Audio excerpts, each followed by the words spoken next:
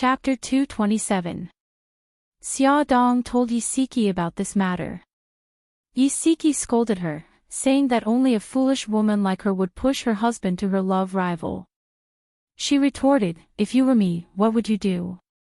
Don't you allow Ah Han to see her?" Yi Siki paused and said, "Okay, I'm also a foolish woman.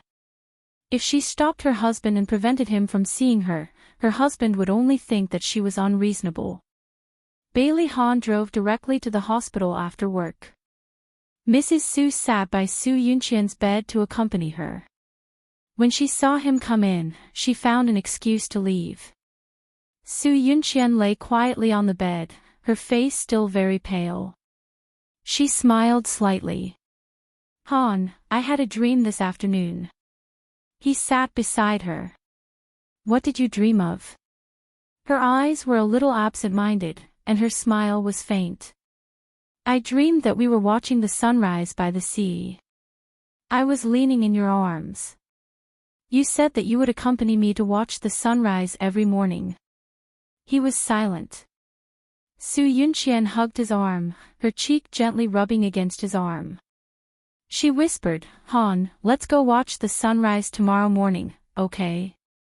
Bailey Han's body stiffened. After a moment of silence, he whispered, "Yunqian, I'm sorry. I can't watch the sunrise with you anymore." The smile on her face suddenly disappeared, and she cried sadly. "Why am I still alive? Why don't you let me die?" She suddenly became emotional. She jumped out of bed and ran out crazily. Bailey Han hurriedly grabbed her arms to stop her from hurting herself. "Yunqian, don't be agitated. Take a deep breath. Everything will be okay." She cried and shook her head, as if her mind had become very clear. "No, it won't be okay anymore. I'm not the same person as before. Yunqian, listen to me. It will all pass." Bailey Han held her shoulders and comforted her softly. "Look, we all care about you. In our eyes, you will always be the beautiful and charming Su Yunqian. You lied to me.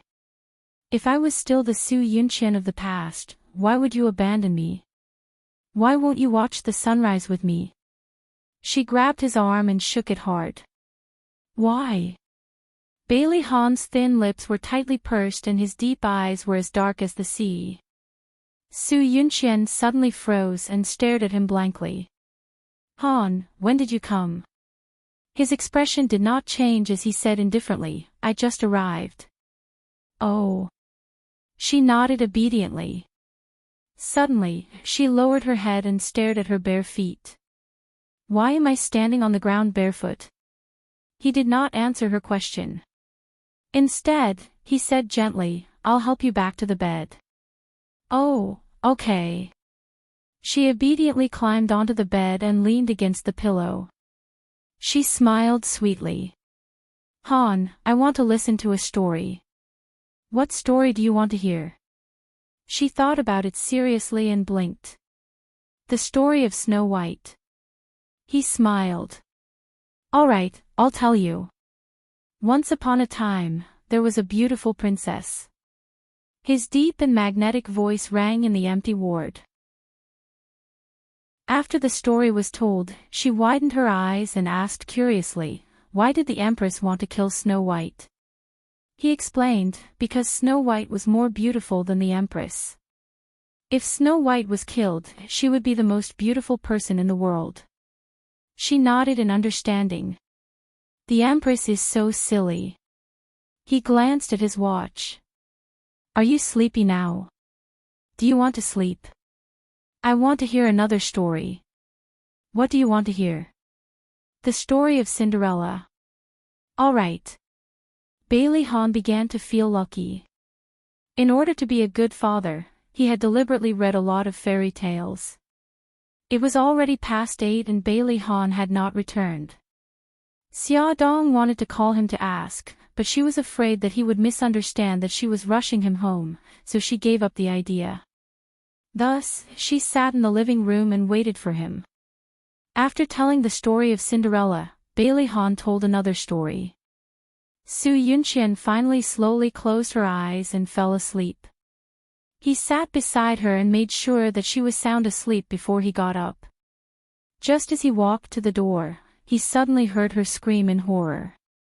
"Go away, don't touch me. Go away." Bailey Han's heart ached.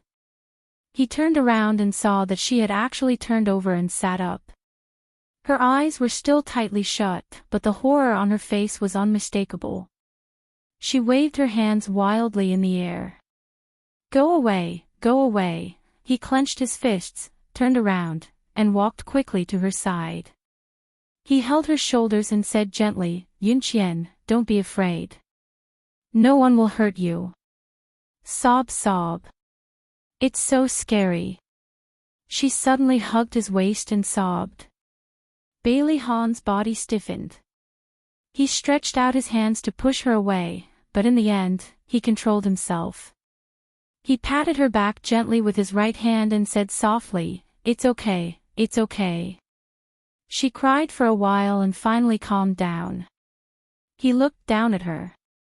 Her eyes were still tightly shut and her cheeks were stained with tears. He pulled out a tissue and gently wiped the tears on her face. He held her shoulders and wanted to put her back on the bed, but her hands were tightly wrapped around his waist. He gently held her hands and slowly pried them away. Then, he helped her lie back on the bed and covered her with the quilt. Bailey Han walked out of the ward. Mrs. Su stood up from the chair and said, "Ah Han, sorry to trouble you." "Auntie, you're welcome. You should go back. It's late. You should go back early too." "Okay, I'll go in and take a look. Then I'll leave." Bailey Han said, "Do you need me to drive you home?" Mrs. Su smiled. "No, it's okay. I drove here myself." It was already 9 o'clock when Bailey Han returned to the old mansion. As soon as he walked into the living room, he saw Xia Dong sitting on the sofa reading a magazine.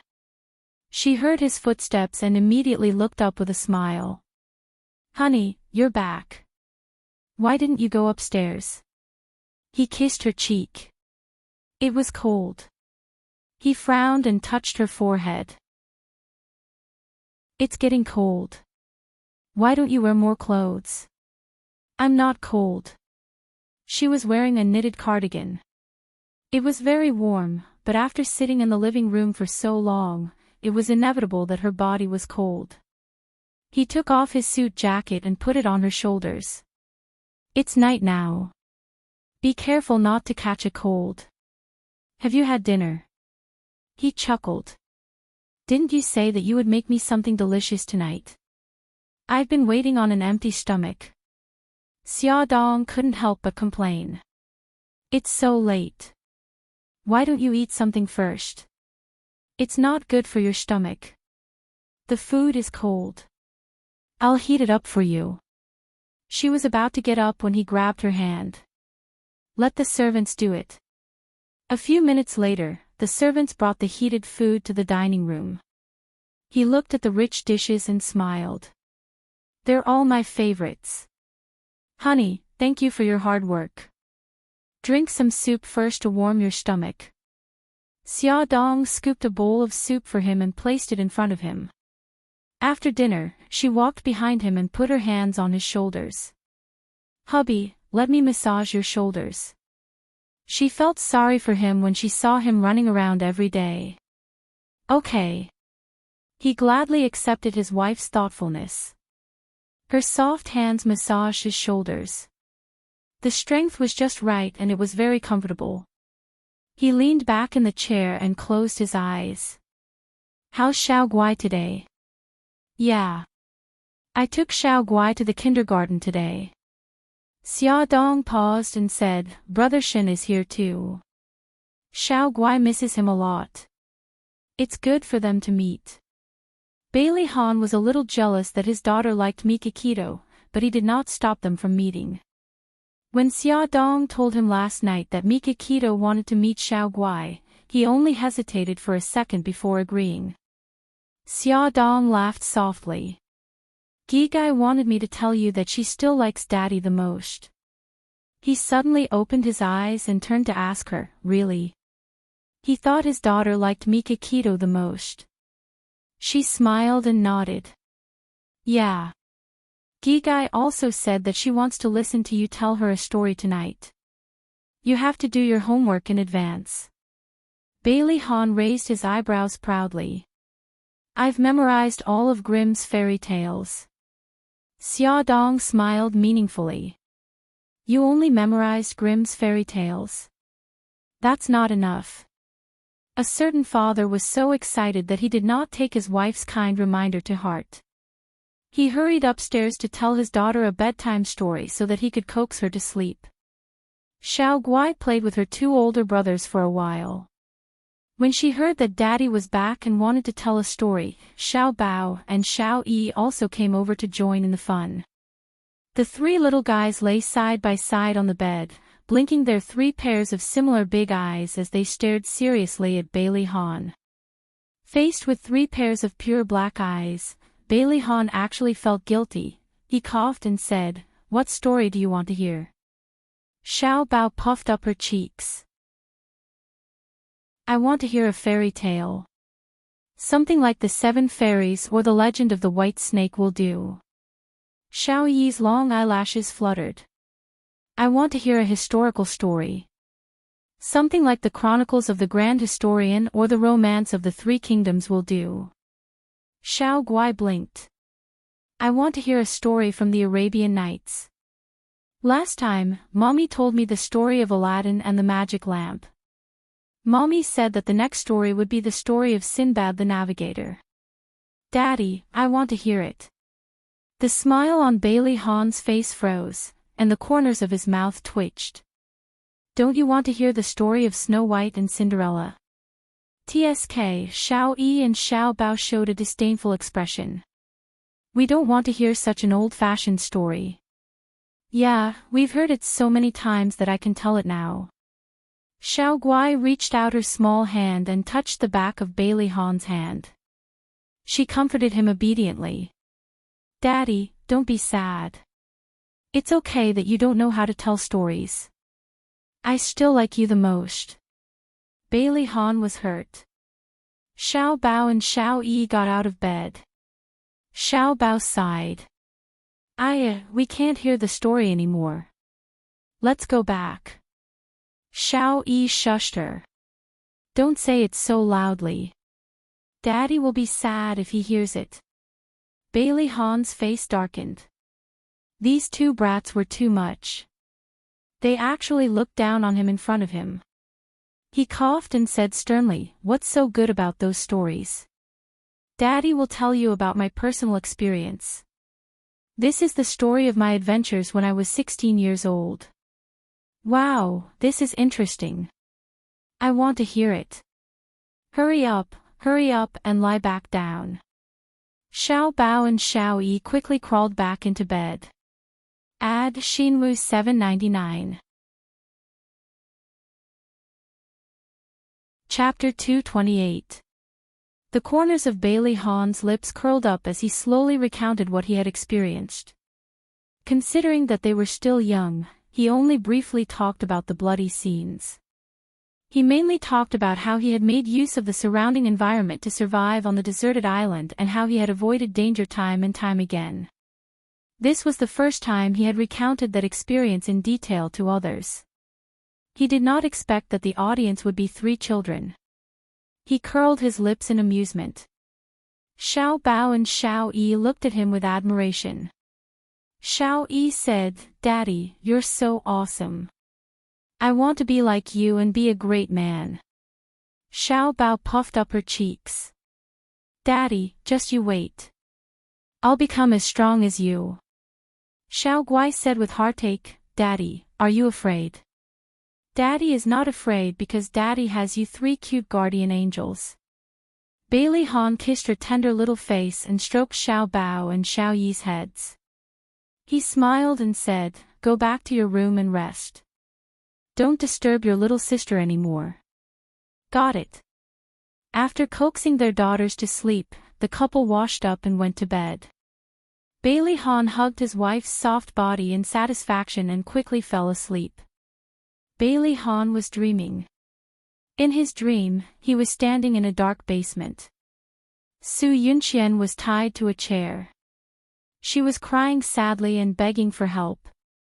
He walked forward and wanted to untie the rope on her body, but when his fingers reached out, his fingers went straight through her body.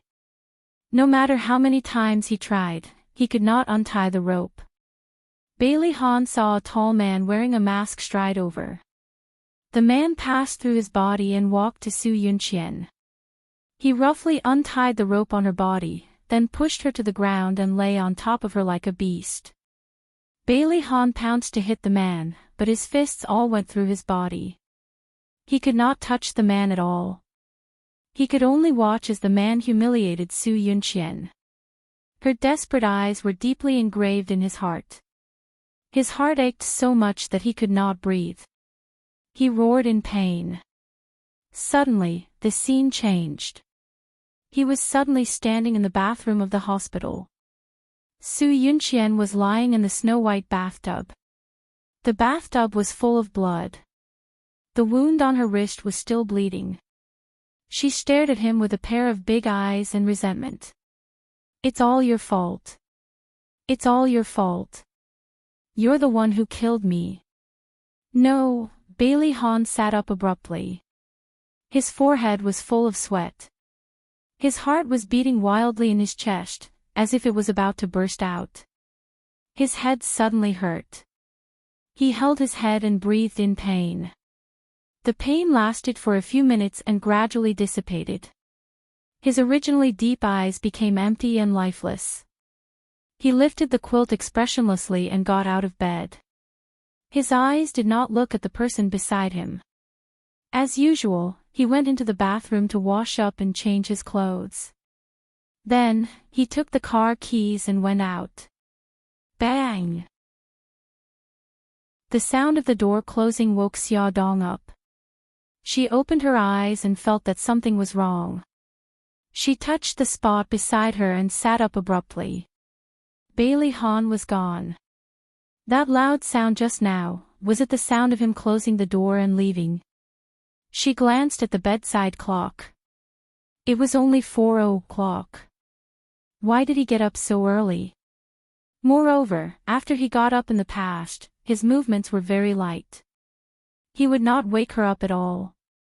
He was so abnormal today. Did something happen? Xia Dong's heart was full of questions. She did not continue to sleep. She hurriedly changed her clothes, grabbed her phone and car keys, and hurried downstairs. When she ran out of the door, Bailey Han's car had already slowly driven out of the garage. When the car passed by her, she called his name. He acted as if he did not hear her. His car window was open. At such a close distance, it was impossible for him not to hear her. Xia Dong's heart was faintly uneasy. She hurriedly ran into the garage and drove her car, following behind Bailey Han. There was about a few hundred meters between the two cars. Fortunately, there were fewer cars on the road in the early morning. She slightly sped up, and the distance between the two cars continued to shrink. Xia Dong stopped by the roadside and watched his car park in the hospital's parking lot. After he got out of the car, she also parked her car. Before she could chase after him and ask him, he had already strode into the hospital's lobby and quickly walked into the elevator. She knew that Su Yunqian was staying in this hospital, but she did not know which ward Su Yunqian was staying in. When she found the ward number from the nurse on duty and found the ward, the door was not locked. She opened a gap and a faint light poured out from inside the room. Xia Dong pushed the door open stiffly. The gap widened, and she could clearly see Su Yunqian leaning in Bailey Han's arms. Then, she heard Bailey Han's voice. "It's cold by the sea. Bring a thick coat." Okay. I'll listen to you." Su Yunqian's voice was gentle. Xia Dong's heart tightened, and her hands clenched into fists. Clear footsteps could be heard. She quickly hid in the door of another ward. Bailey Han held Su Yunqian's waist, and the two of them slowly walked to the elevator. Their silhouettes gradually disappeared into the elevator. Xia Dong suddenly felt as if her legs were filled with lead. Every step was very difficult. However, no matter how difficult it was, she could not help but want to follow them and see what they would do. There were more and more cars on the road. Xia Dong followed Bailey Han's car unhurriedly. Bailey Han parked the car by the sea. Su Yunqian held his arm. The two of them walked on the plank road and leaned against the railing. Xia Dong looked out of the car window and saw their backs leaning against each other. Tears slowly flowed out of her eyes. Su Yunqian leaned in Bailey Han's arms and pointed to the place where the sea met the sky. She smiled innocently. Han, look. The sun is climbing up the sea. It's so beautiful. Bailey Han hugged her shoulders tightly and smiled gently. It's very beautiful. At the place where the sky met the sea, the red sun slowly climbed up. The red clouds slowly filled the dark blue sky and gradually glowed. The bright rays reflected on the sea and complemented each other. It was a spectacular sight. Facing such a beautiful scene, Xia Dong did not feel any joy in her heart. She was full of sadness, and her face was wet with tears. The sun had completely jumped out of the sea, and the brilliant golden color dyed half the sky red. Han, come and watch the sunrise with me in the future, okay? Su Yunqian looked up at his handsome side profile. Bailey Han lowered his eyes and looked at her beautiful face. His lips were brimming with a smile. All right, whenever you want to see it, I'll accompany you. You're so good to me. Su Yunqian raised her head and kissed him on the chin. She smiled as brightly as a child. He tightened his arms around her shoulders and said softly, "Are you hungry? I'll take you to eat something delicious." Okay. She hugged him and cheered. I'm so happy. Let's go. He ruffled her hair and walked back with her in his arms. They did not return to the car. Instead, they walked to a shop by the sea. The shop was not big and was elegantly decorated. It specialized in selling breakfast. Many people who went to the sea to watch the sunrise enjoyed a delicious breakfast here. The table by the window also had a beautiful view of the sea. Bailey Han and the others were lucky. There was a table near the window left. He handed her the menu. What do you want to eat? She pointed at the menu happily. I want to eat seafood casserole porridge. I also want to eat fragrant soup dumplings and shumai. Okay. Bailey Han returned the menu to the waiter and said the names of the dishes. After about 10 minutes, the waiter brought up the food they ordered. The seafood porridge had just been cooked. It was boiling hot and the aroma was overflowing. She puffed up her cheeks and frowned. It's so hot. Don't worry. Wait for the porridge to cool down. Eat the shumai first. Bailey Han picked up a shumai with his chopsticks and placed it on her plate. Then, he scooped out a small bowl of porridge from the casserole and stirred it gently with a spoon. Su Yunqian blew on the shumai and then carefully took a bite. Her eyes immediately widened. It's delicious. Bailey Han chuckled. Eat slowly. Don't burn yourself. He did not stop stirring the porridge in the bowl. After she finished a shumai and a soup dumpling, he placed the small bowl in front of her. It's not hot anymore. You can eat now.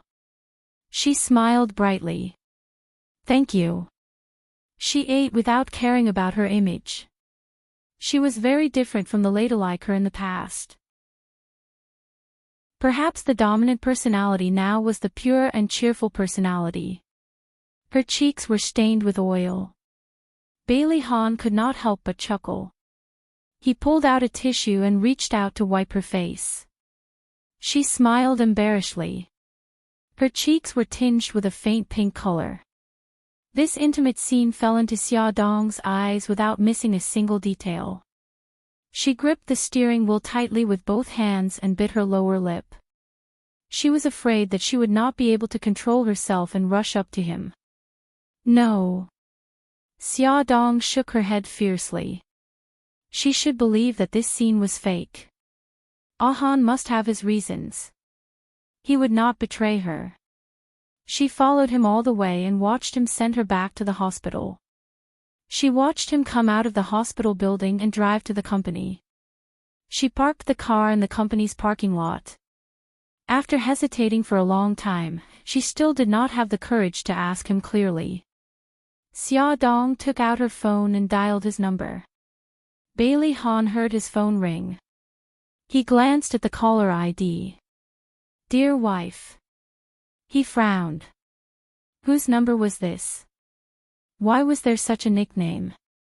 He pressed the answer button and said calmly, Who is this? Xia Dong's heart suddenly tightened. She almost stopped breathing. A scary thought appeared in her mind. After waiting for 2 seconds, there was no reply. He said in a more serious tone, I'm Bailey Han. Who are you? Xia Dong gripped her phone tightly and tried to make her voice sound calm. I'm Xia Dong. I don't know you, he replied bluntly. Why are you looking for me? Her voice was dry as she said, Nothing. I called the wrong number. Sorry. Without waiting for him to speak, she hung up in a panic. She covered her face with both hands and wailed. The thing she was worried about had finally happened again. He had become that Bailey Han who did not know her. Attention, Hongcha 866. Chapter 229. Bailey Han looked at the title, Dear Wife, on his phone and frowned. Just then, Linda came in to deliver some documents. He looked up and asked, Linda, I'm married. Linda was shocked. President, did I do something wrong? She hurriedly tried to figure out when she had accidentally revealed her admiration for the CEO.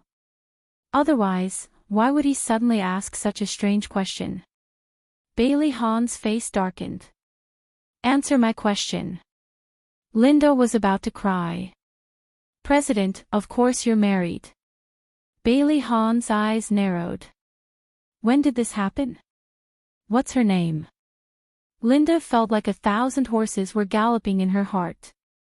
The president was flirting with her. He was really flirting with her. But he was the boss. Even if he was flirting with her, she had to pretend that she was willing to do it. You got married at the beginning of this month. Your wife's name is Xia Dong. Xia Dong. Yes, that's right.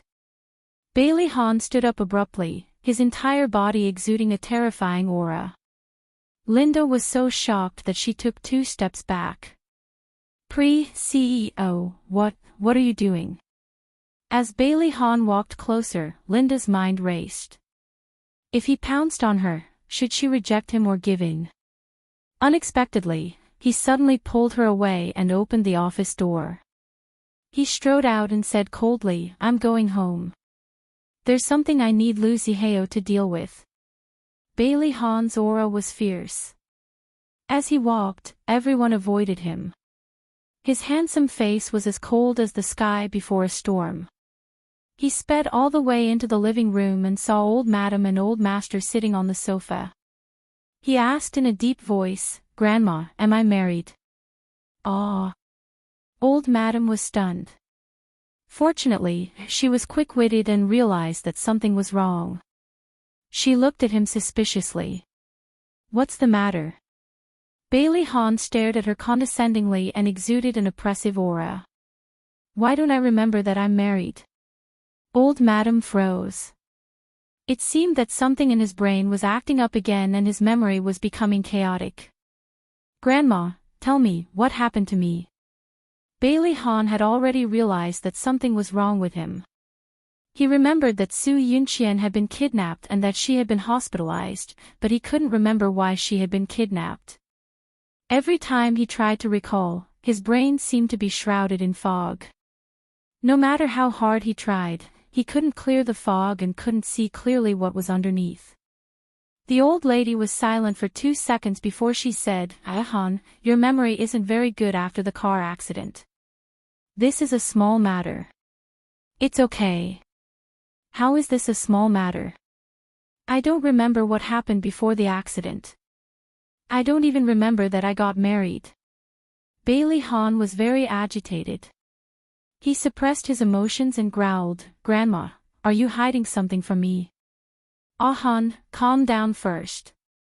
Don't get agitated," the old madam said anxiously. "Sit down first. We'll talk about it slowly." Bailey Han sat on the sofa opposite her with a sullen face. "Grandma, you have to make things clear today." The old madam held her forehead and hesitated. She didn't know if she should tell them about it. There was silence in the living room. Suddenly, the crisp sound of footsteps came from the door. Bailey Han looked up and saw a woman in a beige knitted cardigan walk in. He stared at her with his deep eyes. In his memory, he had never seen her before. Could she be his forgotten wife? Xia Dong stopped in her tracks. She hadn't expected Bailey Han to come home so suddenly. Was she going to pretend that she didn't know him now? Why was he looking at her with such a gaze?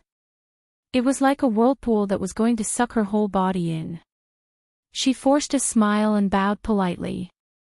"Old madam, young master." When the old madam heard Xia Dong call them that, she knew that she had discovered something strange about Bailey Han. She sighed silently and said, "Xia Dong, come and sit." "Okay." Xia Dong deliberately sat further away from Bailey Han. From the moment she walked in until she sat down, Bailey Han's gaze followed her. He questioned her as if he was interrogating a criminal. "You're Xia Dong. Are you my wife?" Xia Dong was stunned. She didn't know where he found out about this. He looked at her coldly. "Is that so?" Xia Dong glanced at the old madam. Seeing that she didn't object, she nodded. "I am." "Then tell me, why don't I remember our marriage? Why have I forgotten so many things?" I can't say," he said coldly. "If that's the case, then let's get a divorce. You're not the one I love." His heartless words were like a sharp knife stabbing into her heart. Even though she knew that he didn't remember her, she couldn't help but feel sad. Her chest rose and fell rapidly, and she couldn't say a word for a long time. The old madam had a headache. After holding it in for a long time, she couldn't help but say, "Han, I object. You can't divorce Xia Dong." "Then tell me the truth." Bailey Han's anger had reached its peak. He was suddenly told that he was married to a stranger that he couldn't remember at all. This anger was driving him crazy. The old madam's lips moved as if she wanted to say something, but Xia Dong suddenly stopped her and said in a low voice, "Grandma, I agree to the divorce." She looked down to hide the deep sorrow in her eyes. She didn't look at them anymore. She got up and went upstairs. With her back facing them, tears fell quietly, but her voice sounded very calm. "Let's get the divorce done today. I'll go upstairs to prepare." The old madam called out to her back, "Xia Dong." Xia Dong paused in her footsteps. Finally, she lifted her foot and said, "Grandma, I'll go upstairs first." The living room returned to dead silence. The old madam rubbed her eyebrows and sighed. "Han, trust me. We didn't tell you the truth for your own good. You married Xia Dong because you love her. Don't force her, and don't talk about divorcing her again. Otherwise, you'll regret it in the future." Bailey Han's face was cold. He said in a low voice, I can't let Yunqian down. The old madam sighed heavily. You broke up with Yunqian a long time ago. You married Xia Dong after you broke up. You didn't let Yunqian down at all. Bailey Han's mind was in a mess. Everyone told him that he married Xia Dong because he loved her, but he had no impression of it at all. Thinking of the hurt Yunqian had suffered, he couldn't abandon her now. He didn't listen to the old madam's advice anymore.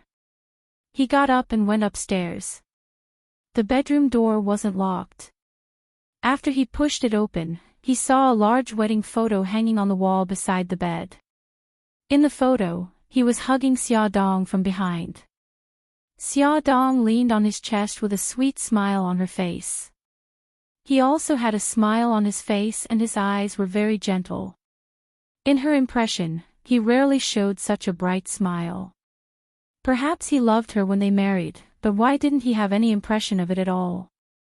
Bailey Han pinched the space between his eyebrows. His heart was filled with irritation. Xia Dong wasn't in the room. He heard the sound of running water from the bathroom.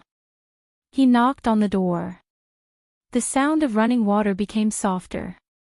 Xia Dong's hoarse voice came through. I'll be out soon. After about a minute, Xia Dong walked out of the bathroom. Her eyes were red. She forced a smile. Wait for me. I'll go get the marriage certificate and the household register.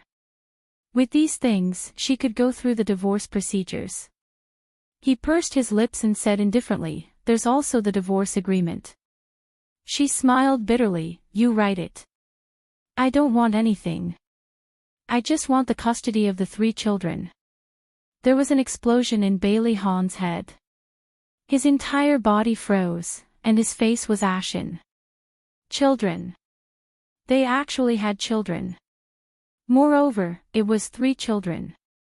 After Xia Dong said it, she realized that something was wrong, but it was too late to change her words. She saw him sitting on the sofa in a daze and hurriedly supported his arm. Han, how are you? Are you all right? Bailey Han suddenly grabbed her wrist. The hostility in his body suddenly rose and his eyes were like a bloodthirsty leopard as he stared at her. If you don't tell me the truth, don't even think about getting custody of the 3 children.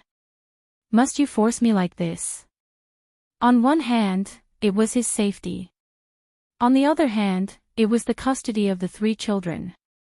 Was he forcing her to death? Tell me. He stared at her fiercely. The strength in his hand increased and a sharp pain was transmitted from her wrist to her brain. She endured the pain and her eyes were filled with tears. Han, I beg you.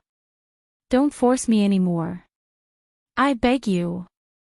Her eyes were filled with pain.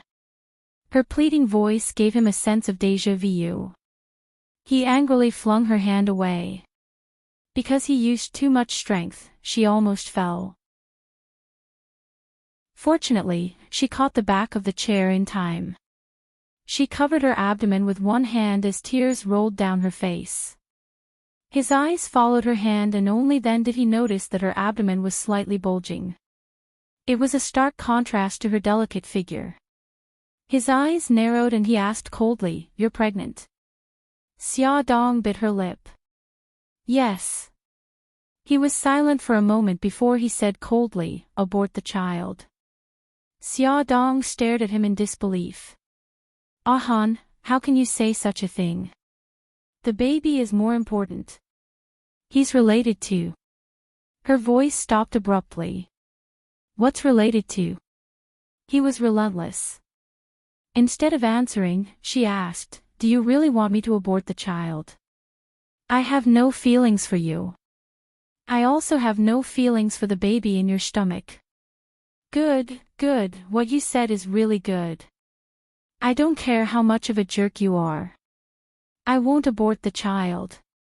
Xia Dong's heart had already been broken by him. She didn't expect him to be so cold and heartless when he was a complete stranger. She didn't want to talk to him anymore. She went straight to the cloakroom to pack her luggage. Before he returned to normal, she would go back to her previous place to stay. Xia Dong was also very emotional.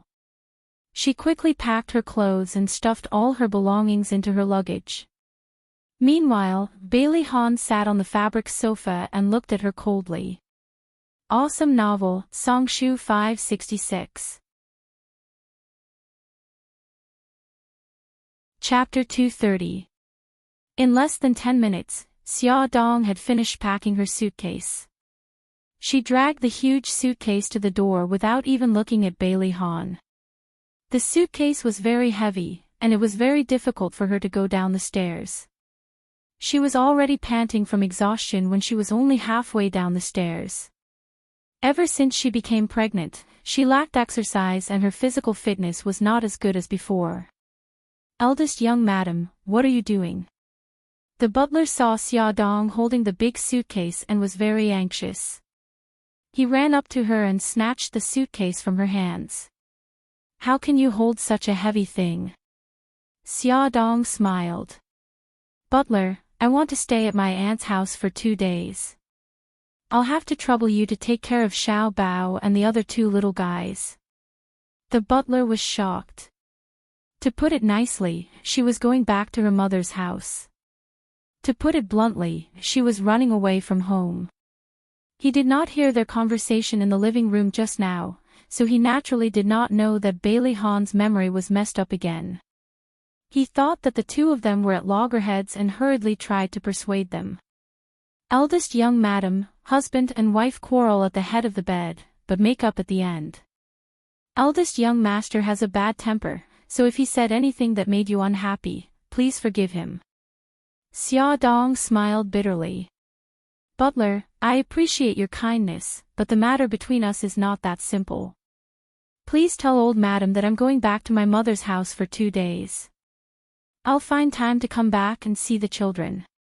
She lifted the suitcase, but the old butler held it tightly and said, "Eldest young madam, don't be anxious. Why don't you tell old madam not to leave?" Xia Dong thought for a moment. If she just left like this, old madam might misunderstand. It was indeed safer to go upstairs and tell her. It was all her fault for being muddle-headed. The butler helped her to take the suitcase to the corridor and said, "Eldest young madam, leave the suitcase here first. I'll take it down when you come down." Xia Dong said her thoughts in front of old madam. "Grandma, I want to go back to my mother's house for 2 days." The old madam thought for a moment and said, "Did Ah Han say something?" Xia Dong was already very tired and didn't want to explain any more, so she said, "He's a little emotional right now. I want to wait for him to calm down. Maybe he'll be back to normal in 2 days. I'll come back then." Old madam sighed. "All right, but you have to explain to your aunt and uncle properly. Don't let them misunderstand, understand?" "I understand. I won't let them worry. I'm not worried about Grandma, Xiao Bao, and Xiao Yi, but I'll have to trouble you to take care of Xiao Guai." The old madam nodded. "Don't worry. I'll comfort the 3 children. As for Xiao Guai, I'll be careful. I won't let her get hurt." The old madam thought for a moment and said, "Do you want me to send you back?" "No need, Grandma. I can go back by myself. Then take care of yourself. You're not alone now. Don't think too much. When Ah Han recovers, I'll ask him to come and pick you up." "Got it, Grandma." The old madam was very thoughtful. She asked the housekeeper to take 2 gift boxes and put them in Xia Dong's car. "You can't go home empty-handed. These gifts are for your aunt and uncle." "Thank you, Grandma." Since Xia Dong said that she was going back to her parents' home, she had to accept the old madam's kindness. The housekeeper helped Xia Dong carry her suitcase downstairs. She stood in the empty living room and looked back at the staircase. She saw Bailey Han slowly walking down the stairs. His handsome face was cold and there was no warmth in his eyes. Xia Dong gritted her teeth and turned around. His cold voice came from behind her. "Sign the divorce agreement and you can go." She looked at him waving the document in his hand and her body stiffened. She didn't expect him to have prepared the divorce agreement in such a short time. No, I can't sign it today. Xia Dong ignored him and walked out. The housekeeper hurried to catch up with her suitcase. He was afraid that Bailey Han would catch up and force Xia Dong to sign it. The two of them, together with one suitcase, hurried to the garage. When Xia Dong drove past the gate, she saw Bailey Han standing there like a stone statue. He looked at her expressionlessly as she drove further and further away. He didn't say anything to stop her. The white BMW soon disappeared from the manor. Bailey Han's fingers tightened, and he crumpled the divorce agreement into a ball and threw it into the trash can. It didn't matter if she didn't want to sign it. He had a way to make her sign it. Mommy. Xiao Guai was still in a daze.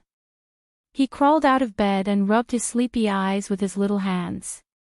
He wiggled his little butt and walked out of the room, planning to go downstairs to find his mommy. She hadn't fully woken up and her little head was still a little dizzy. She covered her mouth with her little hand and yawned. She didn't pay attention to the front and accidentally bumped into a pair of long legs. Bailey Han was bumped into by a little girl wearing Pikachu pajamas. He looked down at the little ball beside his legs and frowned slightly. Xiao Guai raised her head and rubbed her aching forehead. She blinked her big watery eyes and said in a childish voice, "Daddy, didn't you go to the office today?" Bailey Han looked at her. Her cheeks were fair and tender, and her hair was adorably curly, but her hair was a little sparse. She lifted her little face and pouted cutely. Her soft little hands hugged his leg. "Daddy, you squatted down. My neck is so tired from looking at you like this." Her soft call of "Daddy" seemed to have crashed into his heart. He felt a warm current pass through his heart, and it was an indescribable feeling. He actually squatted down obediently and placed his hands on her delicate shoulders. He asked gently, "What's your name?" Xiao Guai pouted unhappily. "Daddy, you're so strange today." "I'm Gigai." "You're Gigai." Bailey Han smiled faintly. "Do you want me to hug you?" The dissatisfaction on Xiao Guai's face immediately disappeared. She smiled and nodded. "Okay, I want Daddy to hug me." Bailey Han picked her up. Her soft little body was very light. To Bailey Han, she was like a feather. He frowned. "Gigai, why are you so light? Did you not eat properly?" Xiao Guai hugged his neck with both hands and puffed up her cheeks. "No, I eat properly. It's just that I'm always sick. That's why I'm so light." "Always sick?" Bailey Han looked at her carefully and realized that her face was indeed sickly pale. Her hair was also excessively thin. He couldn't help but feel a faint sense of pity. "What illness does Gigai have?" Xiao Guai's big eyes blinked. "I don't know. But I have to go to the hospital for chemotherapy every few days. The smell of medicine in the hospital is terrible." She fanned her little hand in front of her nose and stuck out her tongue exaggeratedly. She looked extremely cute. Bailey Han's heart sank. Chemotherapy. Only very serious illnesses required chemotherapy. What illness did Gigai have? He suddenly remembered that Xia Dong was very worried about the baby just now. She even said that the baby was very important.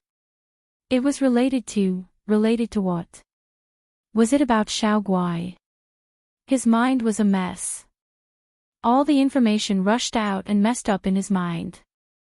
There were only a few words. He wanted to straighten it out, but he didn't know where to start. There seemed to be a blurry image flashing past. What was it? Bailey Han tried his best to grab hold of it. He was like a person who had fallen into a fog and suddenly saw a light. He rushed towards the light like the wind. Suddenly, there was a loud bang and his head started to hurt. "Daddy, what's wrong?" Xiao Guai saw that Bailey Han's expression was not right. He frowned in pain and cried out anxiously, "Daddy, where are you feeling unwell?" Bailey Han was in so much pain that his vision turned black. However, he knew that he couldn't fall down now. He was still holding Gigai in his arms. He resisted the intense dizziness, bent down, and put Xiao Guai on the ground. Then, he fell down. "Daddy, Daddy," sob, "someone come, Daddy fainted." Xiao Guai was so scared that she started to cry. She shook Bailey Han's arm and shouted for help. When the servants heard her scream, they hurriedly ran upstairs. When they saw this scene, they were shocked and quickly called the others.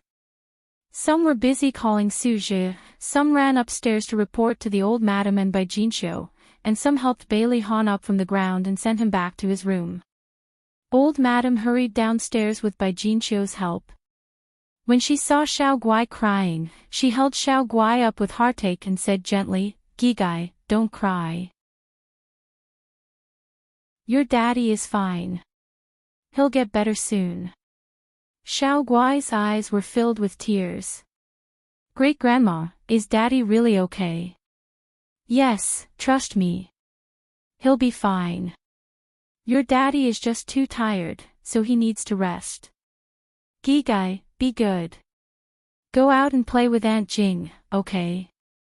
Xiao Guai was very sensible. "Okay, daddy needs to rest. Gigai won't disturb him." Bailey Jing picked up this sensible Xiao Bao with pity and rubbed her cheek. "Gigai, don't cry. Aunt Jing will tell you a story." Suzhi listened to old madam briefly talk about Bailey Han's situation and said, "Old madam, Han's situation is getting worse. You have to make a decision as soon as possible." Other than sighing, old madam didn't know what to say. Xia Dong was worried that her aunt and the others would be worried, so she didn't go to their house. Instead, she drove the car to the neighborhood where she used to live. It took her a lot of effort to move her suitcase upstairs. The furniture in the room was all covered with white cloth. After lifting it, there wasn't much dust. She spent more than an hour cleaning the room and another half an hour arranging the clothes in the wardrobe. Then, she drove to the nearby supermarket to shop. In short, she didn't allow herself to be idle. She didn't want to let her imagination run wild when she was idle. She carried 2 big shopping bags upstairs. As soon as she entered the elevator, she ran into her former neighbor, Sister Wang. Sister Wang greeted her warmly. "Aya, Xiao Qi, why are you back?" Ad Xinwu 799. Chapter 231. Xia Dong smiled. "I came back to take a look at the apartment." Sister Wang glanced at the bags she was carrying. "Why did you buy so many things?" Xia Dong ran her fingers through her hair. "I want to stay here for a couple of days." "Did you have a fight with your husband?" Xia Dong pursed her lips and did not deny it. There's no overnight feud between husband and wife. Don't run away from home so easily after a fight. It will hurt your relationship as a couple. Sister Wang patted her shoulder and comforted her. "You should hurry back. Your husband might be looking for you right now." Xia Dong smiled. "Thank you, Sister Wang. I'll remember that. I'm here. I'll get going first. Come down and play when you have time." She walked out of the elevator with the bags and took out the keys from her handbag. When she opened the door, she felt a little upset when she saw the empty room. Xia Dong had prepared a sumptuous dinner, but she had no appetite at all when faced with the table full of dishes. She put down her chopsticks and walked to the window unconsciously, wanting to see that familiar figure. There were cars driving in from the neighborhood downstairs. They were all people returning home after work, but there was no Rolls-Royce.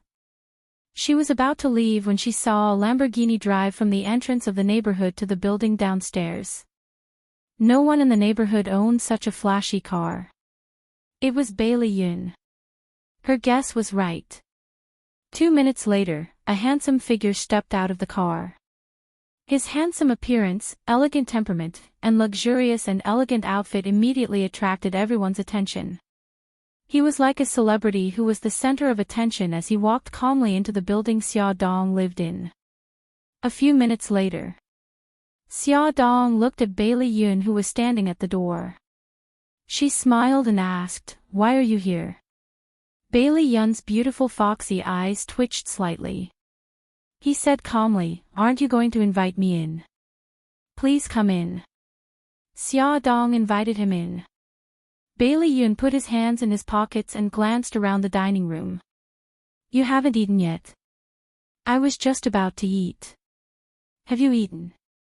Xia Dong poured him a glass of water. "Not yet. If you don't mind, I want to eat with you." In fact, he was lying. He had already eaten dinner. "Of course I don't mind. Sit down first, I'll go get the rice." Xia Dong went to the kitchen, took a clean bowl and chopsticks, and served him a bowl of rice. Bailey Yun had changed. In the past, he would smile brightly and talk nonsense with her. Now, he was sitting in the chair, his handsome face expressionless. He was indifferent and calm, just like the second Bailey Han. The atmosphere was a little heavy. The two of them ate slowly, barely speaking. After dinner, Xia Dong cleaned up the dishes. Bailey Yun stopped her. "Let me do it. You're a guest. How can I let you clean up?"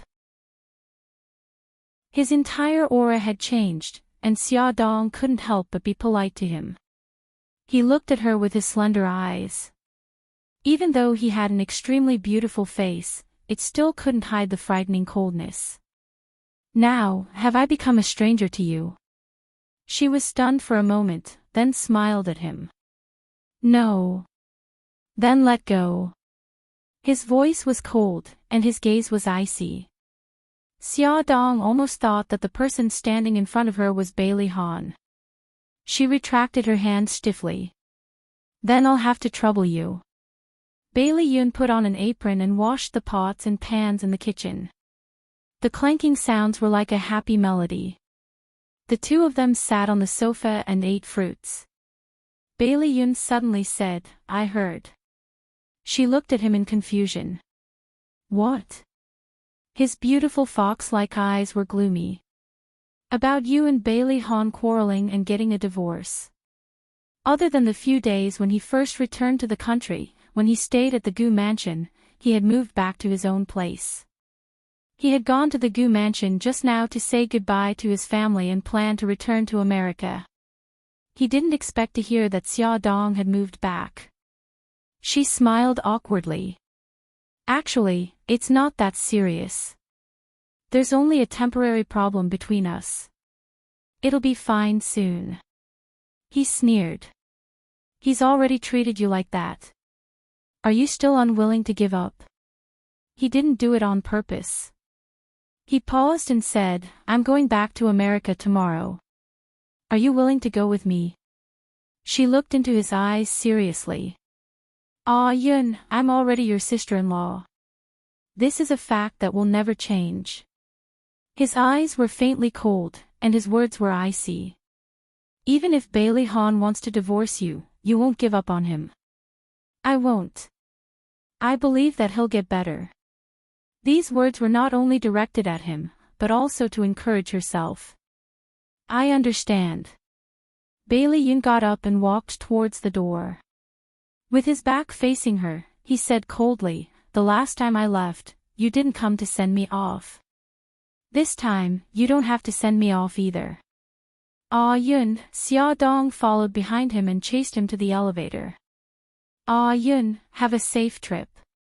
The elevator door slowly closed. Bailey Yun thought that after experiencing heart-wrenching pain once, he would be able to let her go. However, when he really stood in front of her, he still couldn't suppress the strong desire to snatch her away.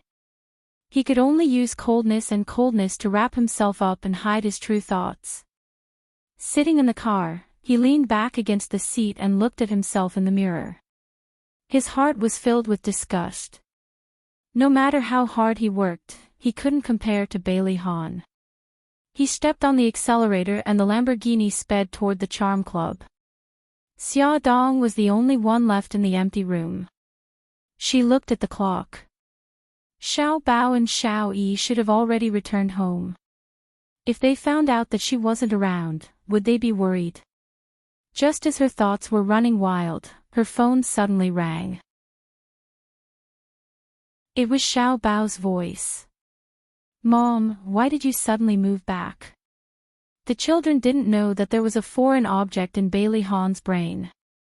Xia Dong still hid it from them. She smiled and said, "I just came to take a look at the old house. I'll be back in 2 days." Xiao Bao snorted, "Mom, I already said that I'm not a 3-year-old child. Don't lie to me anymore. Dad suddenly fainted again and hasn't woken up yet. Is it related to Dad? What are you hiding from us?" Xia Dong's heart tightened. "Baby, how's your daddy now?" Xiao Bao sighed. "He hasn't woken up yet. Anyway, I've asked great-grandma and grandma, but they won't tell me what happened to Dad."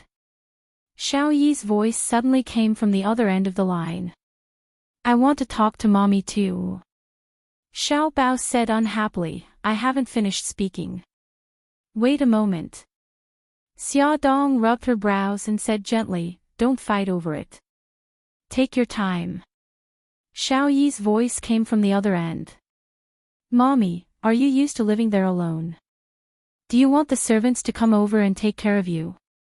Xia Dong's heart softened. "No need. Mommy can take care of myself. Xiao Yi, you're the older brother. You have to take care of your younger siblings, okay?" "Okay, Mommy. I know." Xia Dong successfully changed the topic to the 2 little guys' studies. She didn't answer their questions. The 3 of them chatted for nearly half an hour. She urged them to go to bed early before they reluctantly hung up the phone. Lying in bed, she couldn't fall asleep for a long time. Her mind kept thinking about Bailey Hahn. He fainted again. Did that mean his condition had worsened? She finally fell asleep after midnight. Just as she fell asleep, she was woken up by the ringtone of her phone. It was Bailey Hahn. She quickly answered the call. She heard 2 words. "Open the door." She opened the door in her pajamas. Bailey Hahn stood in front of her with a dark face. The hair on his forehead was wet with sweat. He was wearing a white shirt and his suit jacket was draped over his arm. His chest rose and fell rapidly as he panted heavily. He seemed to be in a hurry.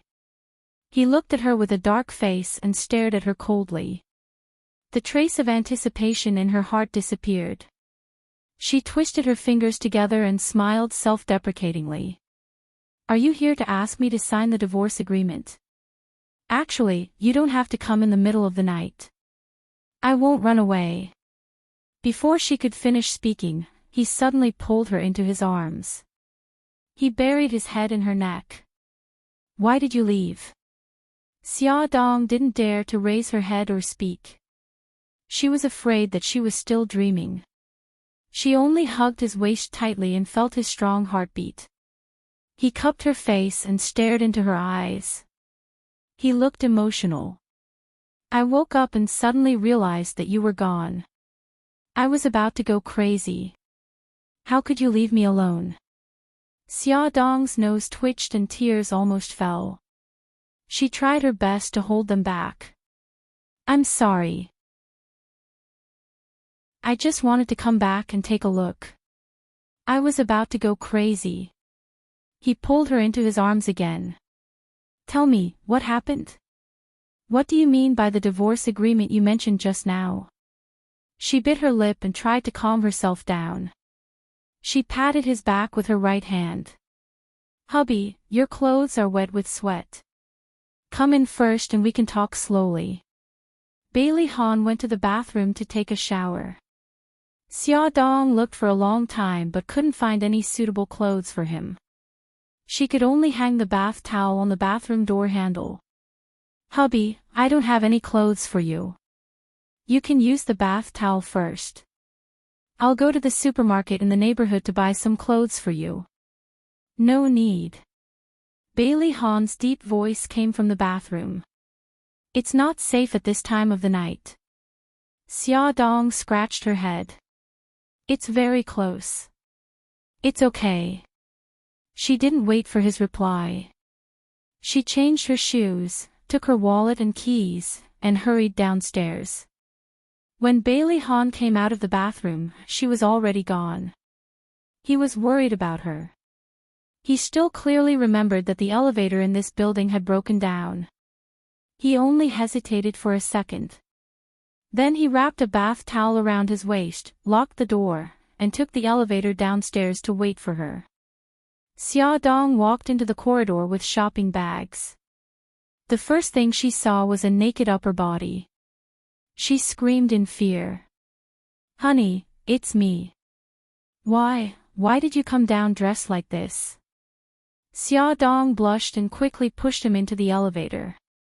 Attention, Songshu 566. Chapter 232. His expression was calm. It's early in the morning. No one will see. Xia Dong was both embarrassed and angry. Please, there are surveillance cameras in this building. Many people will see you like this. They will definitely think you're an exhibitionist. If she guessed correctly, he was definitely not wearing anything under the towel. Because he was a clean freak, he would rather die than wear the underwear that he had just changed out of. They won't dare to say anything, Bailey Han said indifferently, as if he was not the perverted exhibitionist in the surveillance cameras. Xia Dong held her forehead with one hand. She did not want to make any more comments. How can my face be more important than your safety? He turned to look at her. His tone was still indifferent, but it was deeply imprinted in her heart. She held his hand and interlocked their fingers. No matter how many difficulties there were in the future, she would stand shoulder to shoulder with him and bear them together. Xia Dong bought a set of men's pajamas with long sleeves and trousers. After all, it was already October and the weather was already cold. She took out a shirt from the shopping bag. Put it on. Don't catch a cold. Bailey Han put on his shirt in the elevator. He still had a towel wrapped around his waist. It looked a little funny, but he did not mind at all. Xia Dong did not think much of it. In her eyes, no matter what he looked like, he would always be the handsome and charming Bailey Han. When she fell asleep, he hugged her in his arms and said softly, "Honey, we'll go home tomorrow." Okay. She leaned comfortably in his arms. You still haven't told me what happened. He did not understand why he fainted at home. When he woke up, he could not remember what had happened. He did not even know why he fainted. Xia Dong closed her eyes and said softly, "Hubby, I'm so sleepy, we'll talk about it later, okay?" He kissed her forehead helplessly. Okay, go to sleep. Xia Dong breathed a sigh of relief. No matter what, she had to delay it for as long as possible. Maybe tomorrow, he would forget about it. However, Bailey Han was very persistent and didn't forget about it at all. During breakfast, he asked again. Xia Dong evaded his question. Han, did you tell your family that you came out last night? They must be very anxious. The butler saw me when I went out. Bailey Han wiped her lips with a tissue. Don't change the subject, honey. Just answer my question. Xia Dong laughed dryly and said half-truthfully, "Actually, it's nothing much. Didn't you get into a car accident before? I heard from the doctor that it's just a little, really just a little, sequela. You will occasionally have headaches, and when the headaches are severe, you may faint. When you wake up, you will forget what happened that day. He looked at her suspiciously. Is that really all? She hurriedly promised, really, I'm not lying to you. His eyes narrowed. Then what about the divorce agreement? Xiaodong stared at him innocently. You really don't remember. You were the one who suggested it. If I remembered, why would I ask you? Bailey Han pinched his forehead. Because of Su Yunqian, we quarreled yesterday. In a fit of anger, you said you wanted a divorce and even prepared the divorce agreement. I brought it up to calm you down. Why did we quarrel? Bailey Han had no recollection of what she said. Did I really ask for a divorce? Because I wasn't happy that you went to visit Su Yunqian. In order to hide the truth, Xiaodong took the blame for the quarrel and lied as if it was true. You felt guilty towards her, so you went to visit her often. I was worried that you would fall in love with her again. You were very angry at that time, so you asked for a divorce. No, that's impossible. No matter how angry I was, I couldn't have asked for a divorce. Bailey Han couldn't believe that he would say such a thing.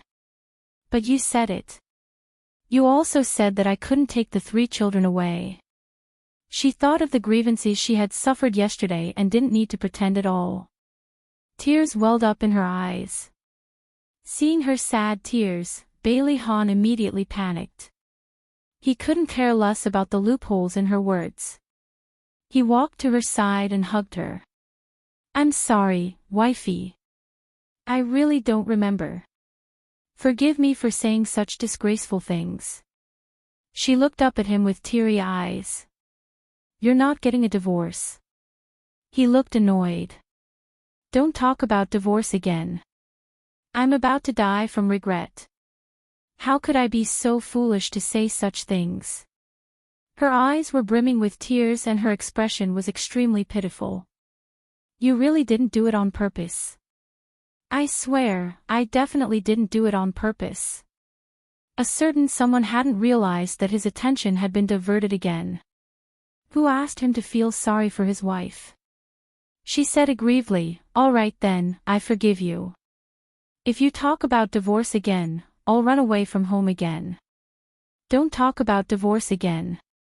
He looked flustered and exasperated as he spoke through gritted teeth. She buried her face in his chest and her lips curled into a mischievous smile. Wifey, even if I visit Yunqian often, I won't have any other thoughts. You have to believe me. Right now, I just want to grow old with you. He thought that she had really quarreled with him because of this matter, so he comforted her in a low voice. She hugged him tightly. Okay, I know. I won't misunderstand you in the future. Good girl. He gently stroked her hair. I'll help you pack up. We'll go home now. She obediently agreed. The two of them cleaned up the kitchen together and started to pack up the big suitcase that Xiaodong had brought back. Bailey Han was afraid that she would overwork herself, so he let her sit by the bed and give instructions. He put all the things that she had placed outside back into the suitcase. Bailey Han put the suitcase into the trunk of her car and found that there were 2 gift boxes inside. He looked at Xiaodong in confusion. Xiaodong explained, I told Grandma yesterday that I was going back to my parents' house. Grandma prepared these gifts for me. He smiled. Since the gifts are prepared, let's go to your aunt's house. Ever since Su Yunqian's incident, he hadn't accompanied her back to her parents' house. It was time to visit the two of them. Xia Yun was originally worried that Bailey Han's feelings for Xiaodong would change because of Su Yunqian's kidnapping. Now that she saw the two of them coming to visit, she was extremely happy and couldn't stop smiling. She quickly called Gao Mingyuan and told him to go to the supermarket to buy groceries after class and come home early. After more than an hour, Gao Mingyuan came back with big and small bags. Xiaodong helped her aunt wash the vegetables and cook while Bailey Han played chess with her uncle. The family was happy and harmonious. Everything would have been perfect if that phone call hadn't happened. At the dining table, Bailey Han's phone rang. He glanced at the caller ID and said politely, "Excuse me, I have to take a call." He took the phone and walked to the balcony.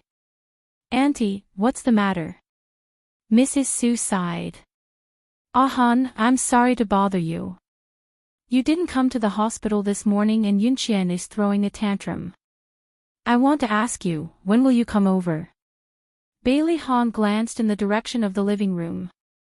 "I have something to do here, so I can't leave for now. I'll be there in the evening." Bang! A loud sound came from the other end of the phone. Bailey Han frowned. "Auntie, what's wrong?" Nothing. Yunqian threw a tantrum and flipped the chair over. "Your uncle is in the ward trying to calm her down." Bailey Han pinched his forehead. "She's very emotional now." "Yes, she's been nagging since this morning. She's been waiting for you to come. She said that she wants you to take her to see the sunrise. After that, she cried and threw a tantrum. Now she refuses to eat. Sigh, she hasn't eaten since this morning. This child is really worrying me to death." Bailey Han tightened his grip on the phone and said in a deep voice, "Auntie, don't worry. I'll be at the hospital in about an hour." Mrs. Su choked. "Ah Han, thank you so much." Bailey Han looked at the kind Xia Yun couple and Xia Dong, who was smiling brightly. He didn't know what to say. After dinner, Xia Dong helped her aunt clean up the dishes. He and his uncle sat on the sofa and chatted. During this time, he raised his hand to look at his watch. Gao Mingyuan smiled and said, "Ah Han, do you have something to do? If you do, hurry up and do it." Xia Yun's voice came from the kitchen. "Yes, Ah Han, it's good enough that Xia is with us. Go do your thing first." Bailey Han smiled apologetically. "My friend has some problems and wants me to go over and help her deal with it." "Then hurry up and go." Gao Mingyuan urged him. "Don't let her wait for too long." "Okay, uncle, auntie, I'll go first. Honey, stay here and chat with them. I'll come and pick you up in the evening." Bailey Han put on his coat. Xia nodded and pushed Xia Dong's arm. "Xia Dong, go and see Ah Han off." Xia Dong wiped her hands and followed Bailey Han out. When they reached the elevator, Bailey Han held her hand and said, "Honey, I'm going to the hospital. There's something wrong with Yunqian. You stay here and wait for me to pick you up." Xia Dong helped him adjust his collar and said, "Okay, I'll wait for you. Be careful on the road." His eyes were full of smiles as he lowered his head and kissed her lips. When Bailey Han arrived at the hospital, the situation was very bad. Su Yunqian blocked the door of the ward and shouted that no one was allowed to enter. She also didn't allow the nurses to clean up the room. Su Bolin and his wife tried their best to persuade her, but she refused to listen. She locked the door and hid inside alone. Seeing Bailey Han coming over, Su Bolin and his wife looked as if they had seen their savior. They said, "Ah Han, please persuade Yunqian." Bailey Han knocked on the door. "Yunqian, it's me. I'm here. Open the door and let me in." Su Yunqian's voice was a little hoarse. "Who are you?" "I'm Bailey Han." She shouted hysterically, "I don't believe it. You're not Ah Han. You must be lying to me." Bailey Han said patiently, "I'm not lying to you. If you don't believe me, open the door and take a look." Ad Shinwu 799. Chapter 233. Su Yunqian didn't believe him and asked, "What if you're lying to me?" Bailey Han said in a low voice, "If I'm lying to you, then close the door and don't let anyone in." She frowned and thought for a while. Then she said, "Okay, I'm going to open the door. Stand back." Bailey Han took a few steps back, and Sue Bolin and his wife also took a few steps back. The door opened with a click. Su Yunqian stood at the door with her hair disheveled. The room was in a mess. The food was spilled all over the floor, the chair was overturned, and the quilt on the bed was thrown to the ground. She looked at Bailey Han seriously and suddenly grinned. "You're really Ah Han." Bailey Han nodded. "See, I didn't lie to you." She pouted. "Why didn't you come to see me in the morning?" Bailey Han pursed his lips and said, "I'm sick." Su Yunqian approached him and put her hand on his forehead. She asked worriedly, "Do you have a fever? Are you better now?" He pulled her hand down and led her into the room. "I'm better now. The room is very messy. Get someone to clean it up." "Okay." Gigai followed behind him and sat on the sofa. The nurse hurried in to clean up. Su Yunqian had spilled a meal, so Su Bolin asked someone to buy a new one. It happened to be delivered. He put the food on the coffee table. "Yunqian, you haven't eaten yet. Eat something first."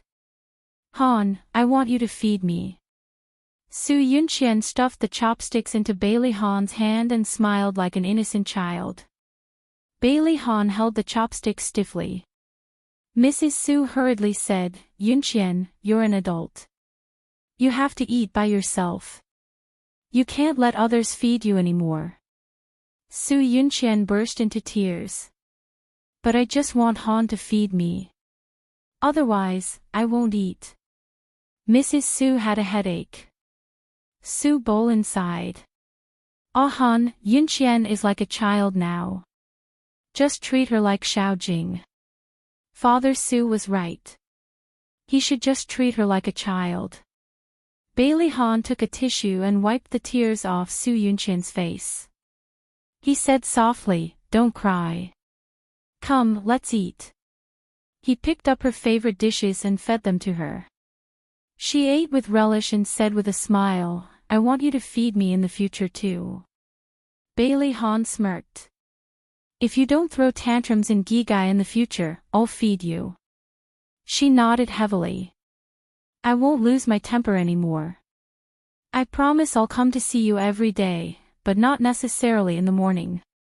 "So, you're not allowed to lose your temper if you don't see me in the morning.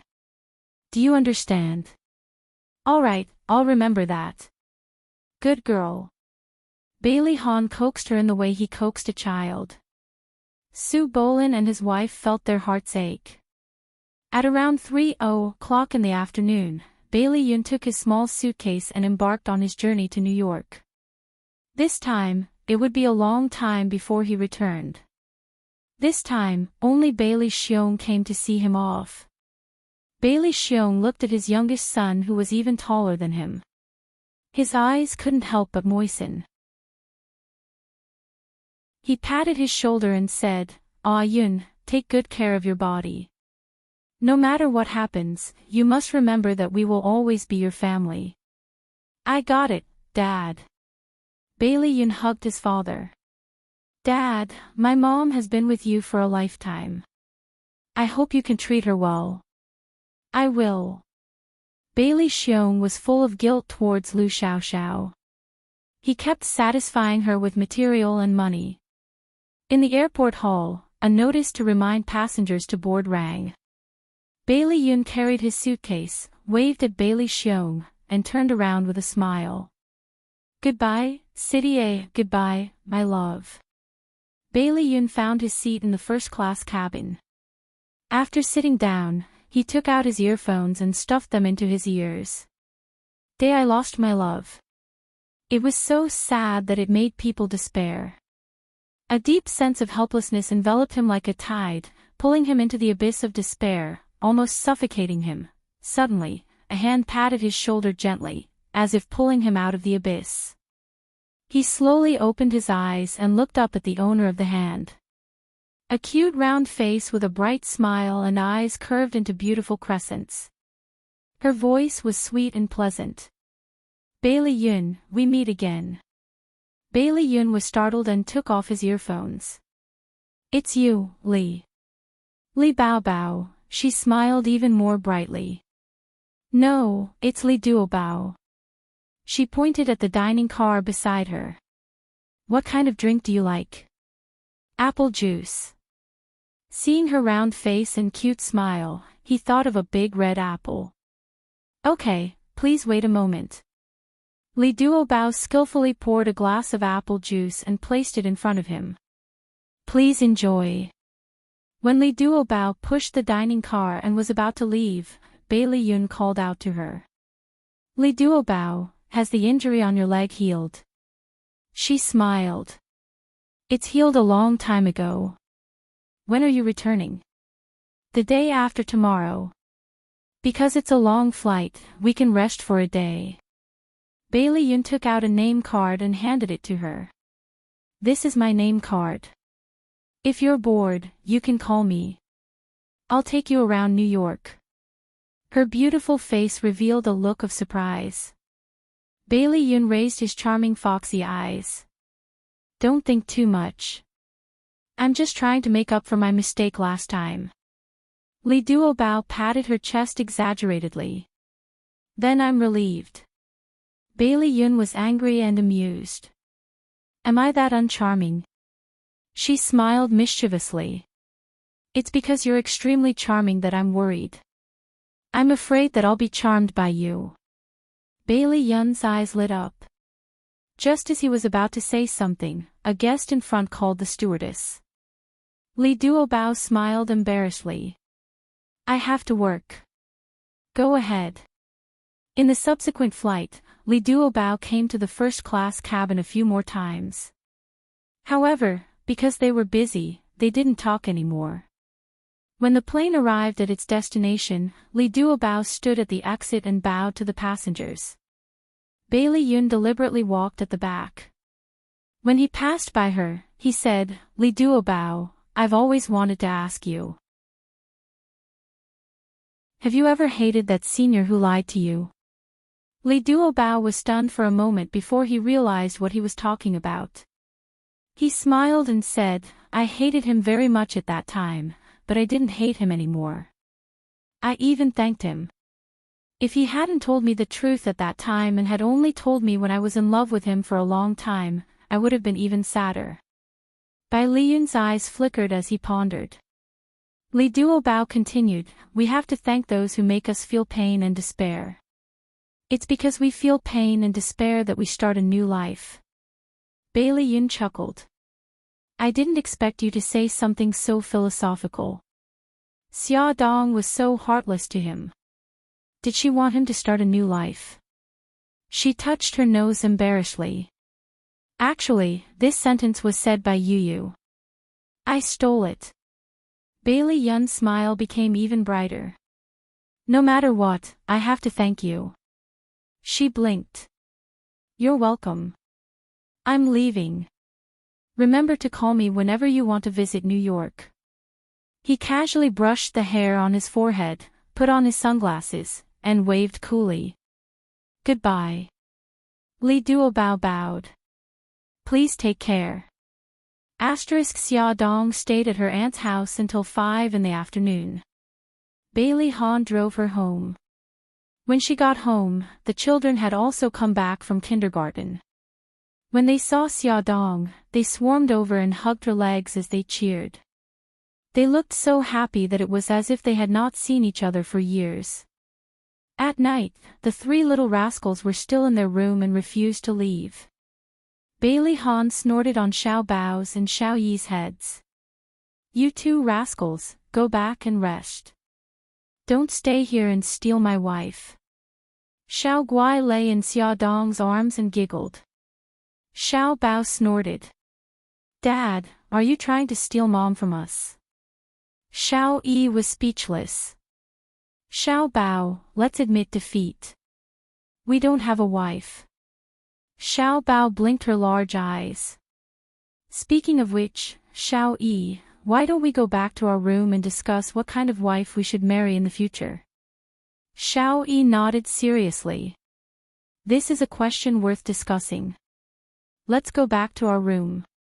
The two little rascals looked like they were good brothers as they rolled back to their room with their arms around each other's shoulders. Bailey Han didn't know whether to laugh or cry. He picked up his cute little daughter from Xiaodong's arms. Gigai, say goodnight to mommy. Daddy will take you back to your room to rest. Xiao Guai waved her soft little hand and said goodnight with a smile. He finally coaxed the three little rascals back to their room. Bailey Han hugged his dear wife contentedly. He bit her earlobe and whispered, "Honey, I missed you." Xia Dong deliberately pretended not to understand his hint and smiled brightly. "Hubby, you don't have to miss me. Look, I'm in your arms right now." Bailey Han bit her little ear hard. "Little rascal, you're deliberately twisting my meaning. I'm going to punish you." She shrunk her neck and laughed in his arms. "How are you going to punish me?" "Do some exercises before bed." He nuzzled her neck and his hands sneaked under her clothes unruly. He caressed her breasts, which had become even more pink because of her pregnancy.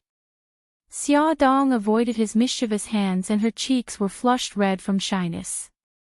"But I'm already very tired. Have you heard of a saying?"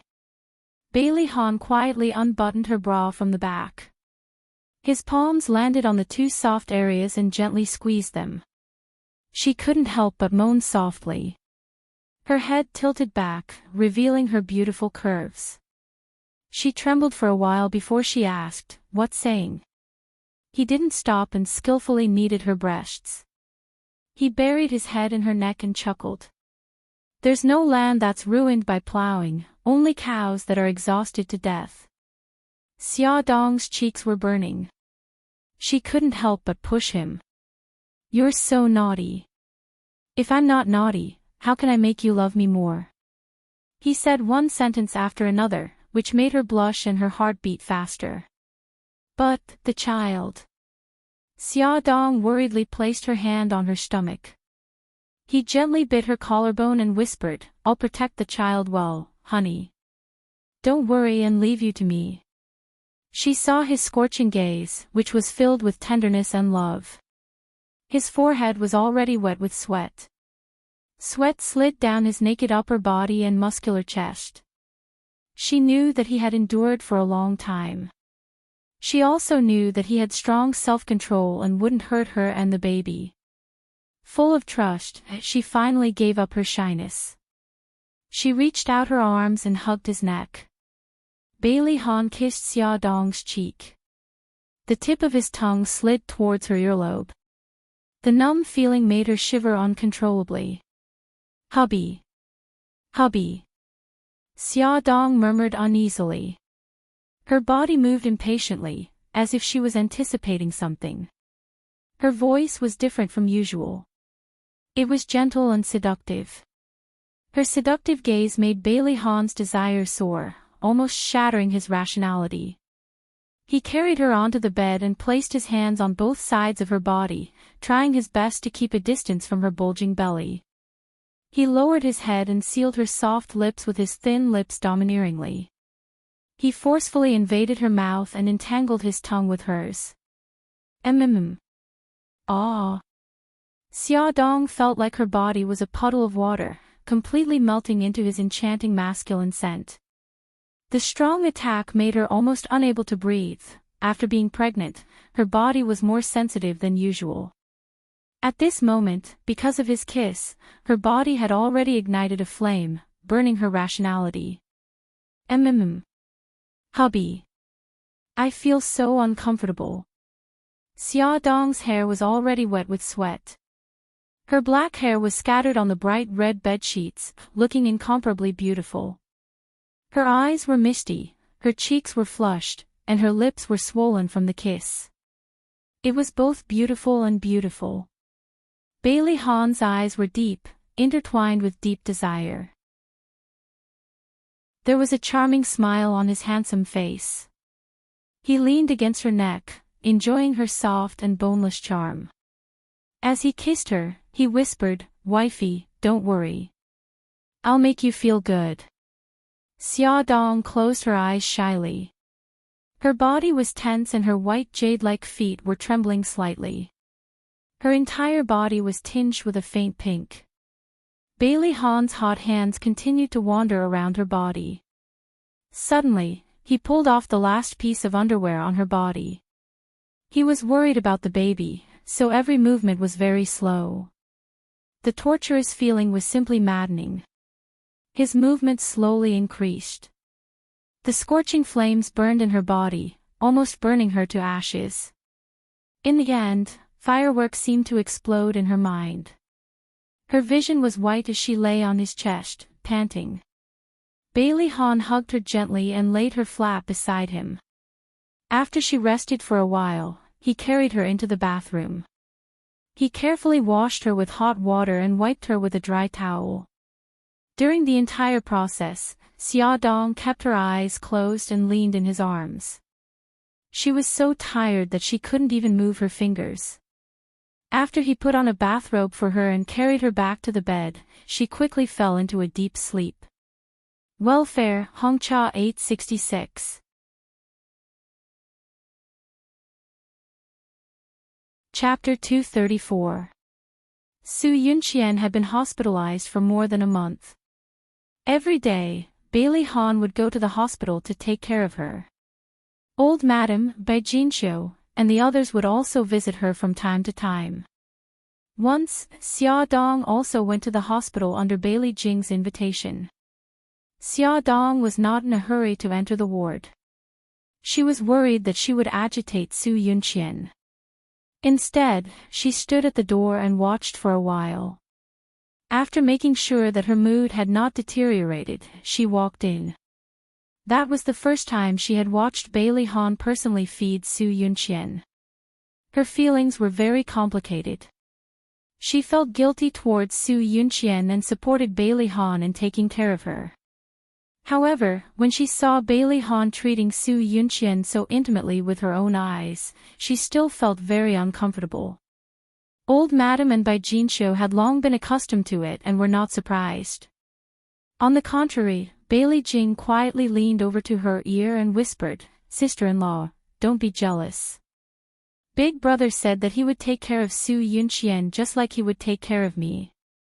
Xia Dong curled her lips and was grateful for her thoughtfulness. After that, Xia Dong followed Bailey Jing to visit Su Yunqian a few times. Every time Su Yunqian saw her, she would smile sweetly and affectionately call her beautiful sister. Xia Dong felt awkward when she heard it, but she could only smile and agree. The baby in Xia Dong's stomach was already 20 weeks old.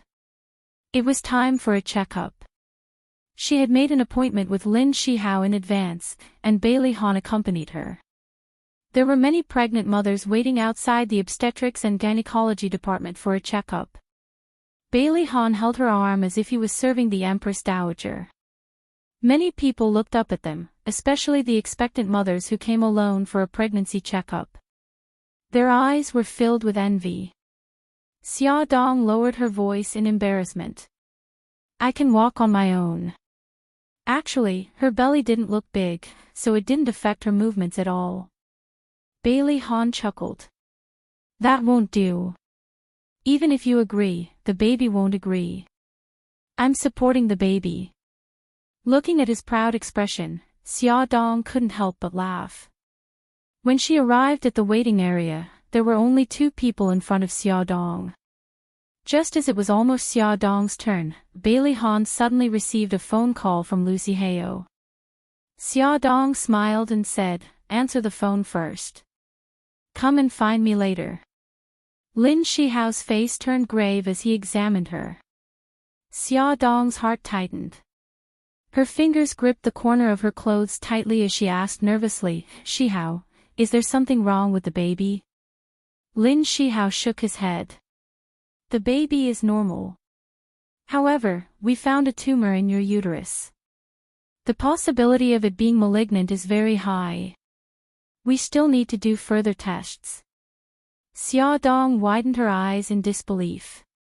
After a few seconds, she asked, "Shihao, if it's a malignant tumor, how do we treat it? You need surgery to abort the baby and remove the uterus. Xiaodong felt as if she had been struck by lightning, but she quickly calmed down. Even if it's a malignant tumor, I can't abort the baby. Shihao, I beg you, don't tell Han about this first. Lin Shihao looked at Xiaodong's pleading eyes and finally nodded. Dr. Lin, how's the situation? Bailey Han finished the phone call and walked into Lin Shihao's office. Lin Shihao smiled. The baby is developing very well. He already has hearing and memory. You can start the most basic prenatal education. Bailey Han asked again, how's my wife's health? Lin Shihao's smile faded a little. She's also very healthy. Before Bailey Han came in, Xiaodong had already made an appointment with Lin Shihao for a further checkup. She decided to hide the uterine fibroids from Bailey Han and her family. Bailey Han helped Xiaodong into the car. When he buckled her seatbelt, he pressed his face against her stomach and chuckled softly. Baby, it's Daddy. Daddy is going to take you and Mommy home now. He gently caressed her stomach. As if he had heard his voice, the baby suddenly kicked him with his little foot. He immediately smiled. Wifey, the baby heard me. The baby is so obedient. Xiaodong placed her hand on the back of his hand. There was a gentle smile on her face, but there was an unknown sadness hidden in her heart. The next day, Xiaodong went to the People's Hospital without telling anyone. She did a more detailed checkup. The results showed that the tumor was malignant. Xiaodong leaned against the hospital bed and froze. Lin Shihao didn't know how to comfort her. After a moment of silence, he said, Are you really not going to have the surgery? Xiaodong nodded stiffly. This baby concerns Xiao Guai's life. I have to give birth to him. Get some rest first. I'll ask Siki to take you back. Xiaodong forced a smile. No, it's okay. I can go back by myself. You go ahead. Although Xiaodong pretended to be strong and acted as if nothing had happened, Lin Shihao was still worried. He called Yi Siki and asked her to go to the hospital to accompany Xiaodong. When Yi Siki heard that Xiaodong was sick, she hung up the phone and rushed to the hospital. When she saw Xiaodong lying on the hospital bed with a pale face, her heart ached. She sat by the bed and asked, Xia, how are you feeling now? Xiaodong smiled. Didn't I ask Shihao not to tell you? Why did you still come over? Silly girl, is there a need to be so polite between us? Yi Siki brushed away the hair on her forehead and pulled out a tissue to wipe the sweat on her forehead. Xiaodong held her hand. Yezi, you have to keep my illness a secret. Don't tell Ahan. Why? Don't tell me you want to bear the pain and pressure alone. As long as I can hold on until the 40th week and give birth to the children, I can go for the operation. I don't want them to suffer with me. Yi Siki sighed. You're too silly. If I were Bailey Han, I would definitely want to bear the pressure with you. Xiaodong smiled bitterly. If I can't hold on until then, how do you expect Ahan to choose between me and the two children? Instead of making him suffer, it's better for me to make the decision alone. If there was no time for the operation, she would rather give up her life and save the two children. No matter how Yi Siki tried to persuade her, Xiaodong insisted on her own way of thinking. She wanted to bear all of this alone. Yi Siki accompanied her for lunch and walked around for a while to relax. Then he drove her back to the entrance of the old mansion. If there's anything, feel free to contact me. Yi Siki hugged her when they got out of the car. I know, Yezi. You have to be happy too. Live well with Shihao. Xiaodong asked the chauffeur to send Yi Siki home. Because of Xiaodong's matter, Yi Siki was also very depressed. She was still thinking about all sorts of things when she was cooking dinner. She almost cut her finger when she was cutting vegetables. She sighed, put away her thoughts, and focused on cutting vegetables. That night, Lin Shihao got off work early. Seeing that she was still busy in the kitchen, he immediately grabbed the spatula from her hand and chased her out of the kitchen to let her rest. During dinner, she was still a little absent-minded. Lin Shihao noticed and deliberately told Isiki something interesting happened in the hospital. Nyonyo giggled and pushed Isiki's arm. "Mommy, Daddy's joke is so funny. Why aren't you laughing?" "Ha!" Only then did Isiki realize that the father and son were staring at her with smiles on their faces. She quickly laughed dryly and patted her daughter's head. "It's very funny." "Ha, ha!" Lin Shihao and his daughter despised her together. "Nyonyo, your mommy's reaction is so slow. She only found the joke funny after we finished laughing." Nyonyo made a face. "Yeah, mommy is so stupid." Isiki purposely raised her eyebrows angrily. "Are you laughing at me?" Nyonyo stuck out her tongue and snickered. "No, we just think that mommy is so cute because she's so stupid." Lin Shihao patted Isiki's head just like how he patted Nyonyo's head. He said seriously, "Honey, you have to admit your shortcomings. You can't hide your illness for fear of treatment." Nyonyo exclaimed and raised her little hand in surprise. "Daddy, I know what it means to hide one's illness for fear of treatment. Our teacher taught us that before." "Then Nyonyo will explain to your mommy what it means to hide one's illness for fear of treatment, in case she's too stupid to understand." "You too, that's enough. If you continue talking, you won't have breakfast tomorrow." Isiki snorted and threatened them with a smile. Nyonyo is so scared." Nyonyo patted her little chest adorably. Lin Shihao laughed. "Don't be afraid, Nyonyo. Daddy will make breakfast tomorrow." "That's great. Mommy can't threaten us now." The father and daughter sang the same tune. Isiki didn't know whether to laugh or cry, but her depressed mood was also relieved a lot. After breakfast, they watched TV for a while. Isiki took her daughter to take a shower. Lin Shihao was checking his daughter's homework when his cell phone suddenly rang. He didn't need to look to know who was calling. During this period, Bai Meiwei had been texting or calling him at this time every night, but he had never replied. Lin Shihao hung up again. 2 minutes later, he received a text message. "Senior, I'm pregnant. I'm at Charm Bar right now. If you don't come over, I'll tell Isiki about this." Pregnant. These 2 words were like a bolt from the blue. Lin Shihao couldn't come back to his senses for a long time. His limbs were cold, and he almost stopped breathing. His relationship with Siki had just improved, and now Bai Meiwei's pregnancy had suddenly popped up. How should he deal with it? Lin Shihao sat on the sofa dejectedly. He hugged his head with both hands, and his mind was in a mess. His cell phone rang again. It was a text from Bai Meiwei. "Senior, I'll call Isiki in an hour." Lin Shihao suddenly stood up. Isiki came out of the bathroom and saw this scene. She was shocked. "Hubby, why do you look so pale? Are you feeling unwell?"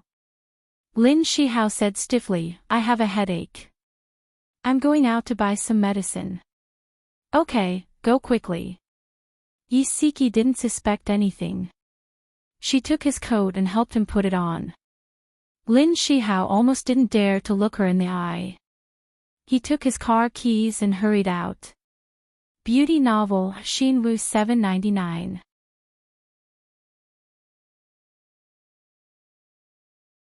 Chapter 235. Isiki felt that his expression was a little strange. She thought that it was because of his headache, so she didn't think too much about it. After returning to the room, she found his wallet on the bedside table and quickly called him. The phone rang a few times before he answered. Honey, what's wrong? Isiki said, Hubby, you left your wallet at home.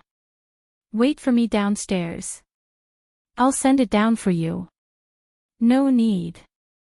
I still have some money in my pocket. Oh, okay then. Go and come back quickly. There was a pharmacy just outside their neighborhood. It would take more than half an hour to go there. Lin Shihao drove the car out of the underground garage.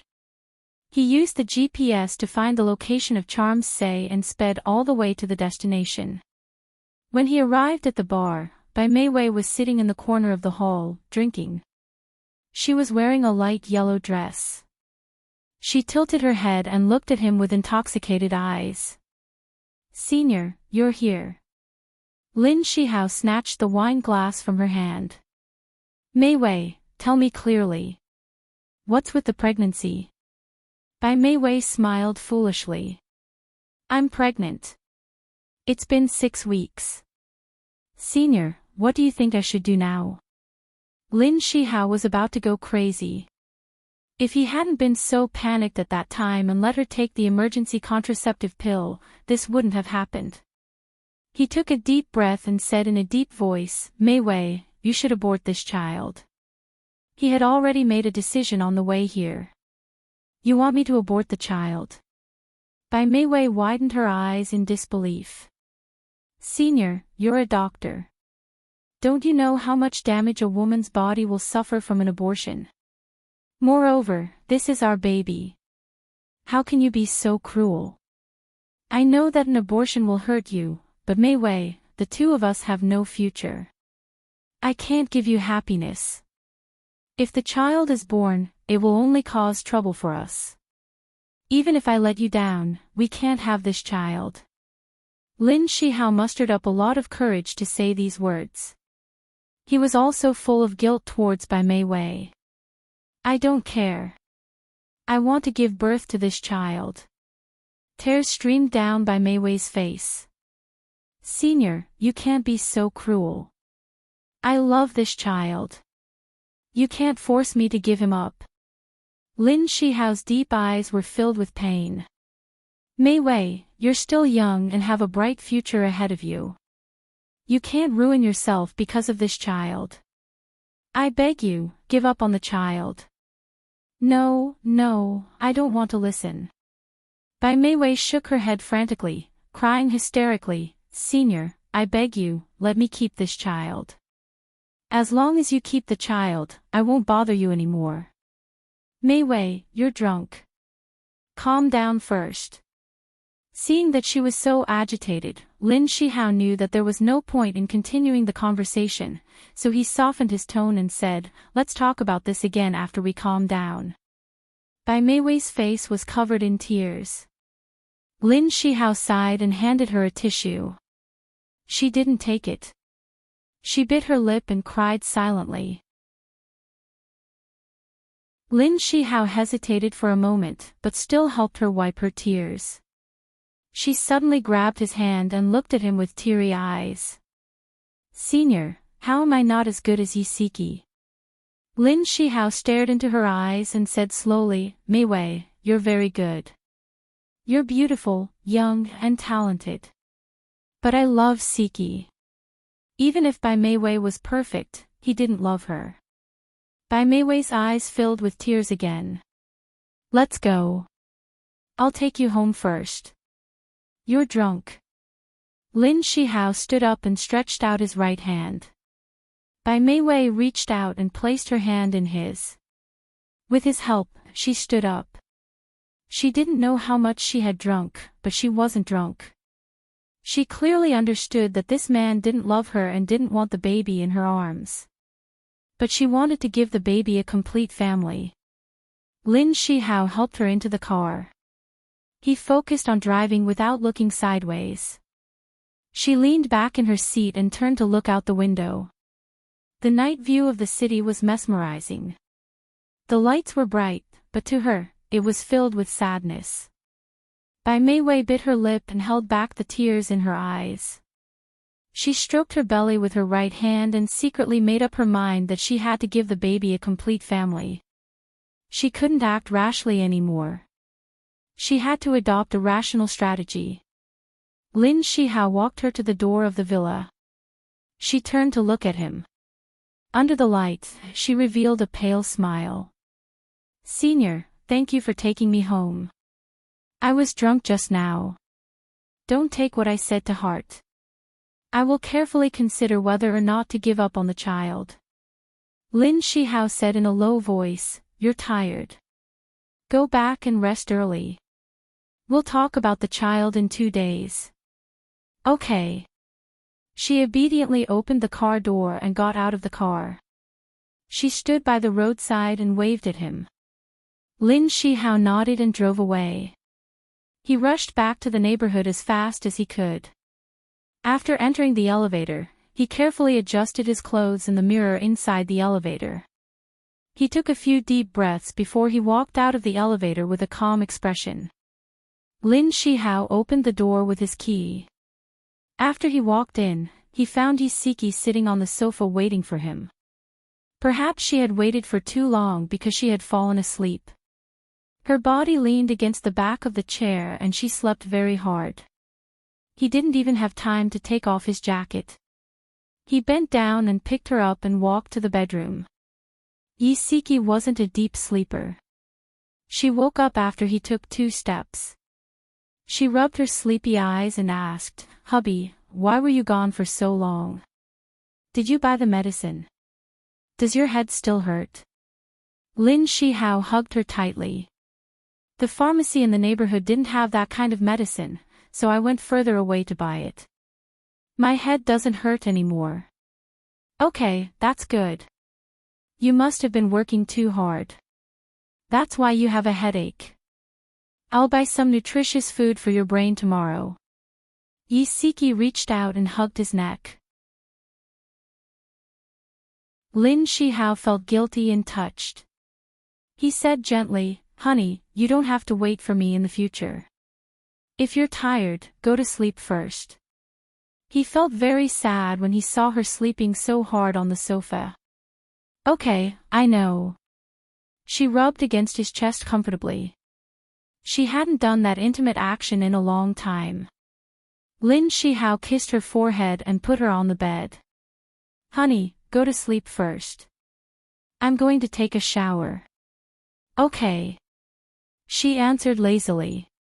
She crawled under the covers and quickly closed her eyes. In the bathroom, the sound of water splashing could be heard. Lin Shihao looked at the foggy mirror. His face was a blur. He clenched his fists in pain. Bai Meiwei's sorrowful cries and Siki's trusting gaze intertwined in his mind. He was in so much pain that he wanted to die. Life went on. Some people were in pain, while others were in bliss. Xia Dong had already begun to feel the pain caused by the tumor. Her stomach ached, her back ached, and she felt as if she was falling. Actually, before she was diagnosed, she had felt the same way. However, she had always thought that it was a normal condition of pregnancy and didn't take it to heart. When she woke up in the morning, her stomach started to hurt again. She held her stomach and sat on the bed, not wanting to move for a long time. Bailey Han finished washing up and came out of the bathroom. Seeing that she didn't look too good, he strode over and asked anxiously, "Honey, is your stomach hurting?" Xia Dong looked up at him and smiled. "No, the baby kicked me just now." Bailey Han's expression brightened. He stroked her stomach gently and smiled. "Baby, don't torture your mommy anymore. Otherwise, when you come out, Daddy will spank your butt." Xia Dong cried out, "Aya." The baby moved. "He must be unhappy with what you said." After the baby moved a little, her stomach actually didn't hurt anymore. Bailey Han deliberately put on a stern face. "Little brat, you dare to protest against Daddy now? When you grow up, you'll turn the sky upside down." Xia Dong hurriedly covered his mouth. "You're so annoying. Don't scare the child." The doctor said that the baby now has hearing and memory. He will remember what you said. Bailey Han held her hand and chuckled. I know, honey. In the future, when we do intimate things, we have to worry about the baby peeking. Pervert. Xia Dong rolled her eyes at him in annoyance. Her cheeks quietly turned red. Bailey Han was in a good mood and kissed her on the lips. He whispered, the baby has hearing. You can't scold me in the future. Otherwise, if the baby hears it, he will definitely misunderstand that his daddy is a bad person. Hey, you're not a good person to begin with. Xia Dong poked his arm with her finger and deliberately put on a stern face. You took me hostage and used your power to force me to marry you. This matter is a sad history full of blood and tears. Bailey Han's face was bitter. Honey, can we not talk about that matter anymore? She raised her eyebrows proudly. No, that matter is enough for me to talk about for the rest of my life. Alright, if you're happy, I'm willing to let you talk about it for the rest of my life. Bailey Han saw her smile and his heart was bubbling with happiness. He hugged her and kissed her again and again. Xia Dong blushed and pushed him. Hurry up and go to work. Otherwise, you'll be late. Bailey Han teased her for a while more before going downstairs with a smile. When Xia Dong finished tidying up and went downstairs, Xiao Yi and Xiao Bao Gigai were sitting at the dining table eating. Bailey Han had just finished eating and stood up gracefully. He touched the two little guys' heads and reminded them to be obedient at school today.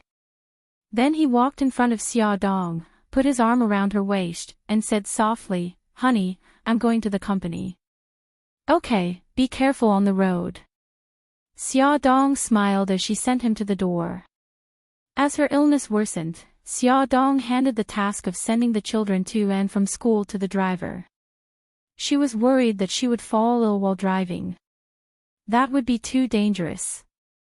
Lin Shihao prescribed her some medicine that had the effect of suppressing the illness, but she was worried that it would have a negative effect on the baby, so she did not take it.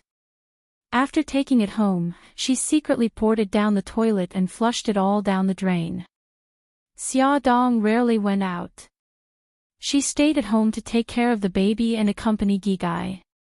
She only went out with Bailey Han regularly to take Gigai to the hospital for chemotherapy. On this day, the weather was very good.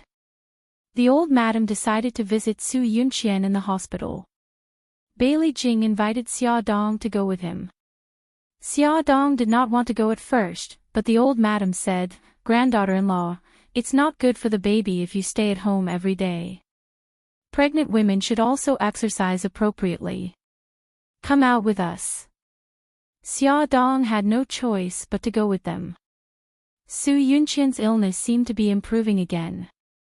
Now her dominant personality had become the naive and cheerful one. Most of the time, she faced everyone with her naive and cheerful side. Su Yunqian was very happy to see Xia Dong. Pretty sister, you're here to see me again. Xia Dong smiled and nodded. The old madam smiled. Granddaughter-in-law, look, Yunqian still misses you. You should come and see her more often in the future.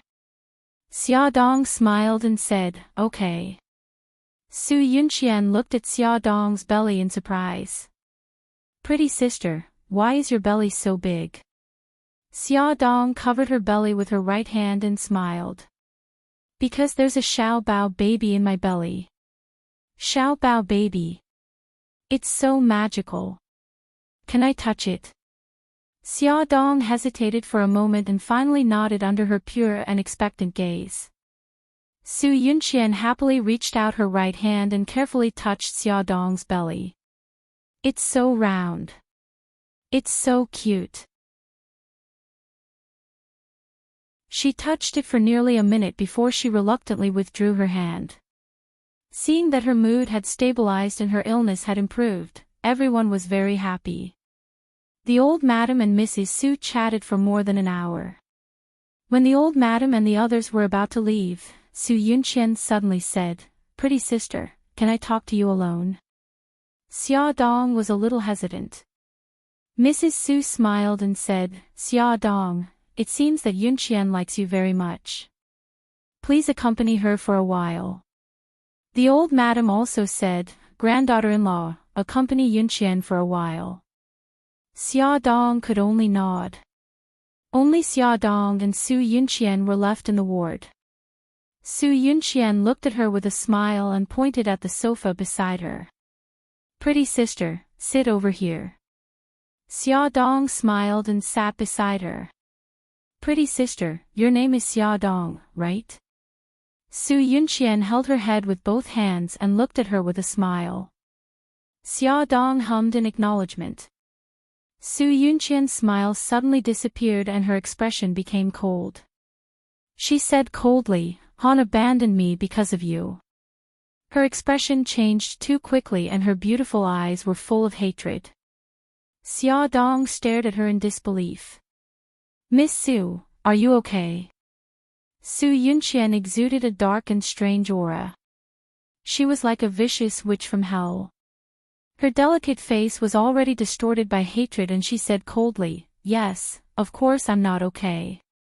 I was kidnapped by your perverted admirer and I thought you would have a trace of conscience and come to save me.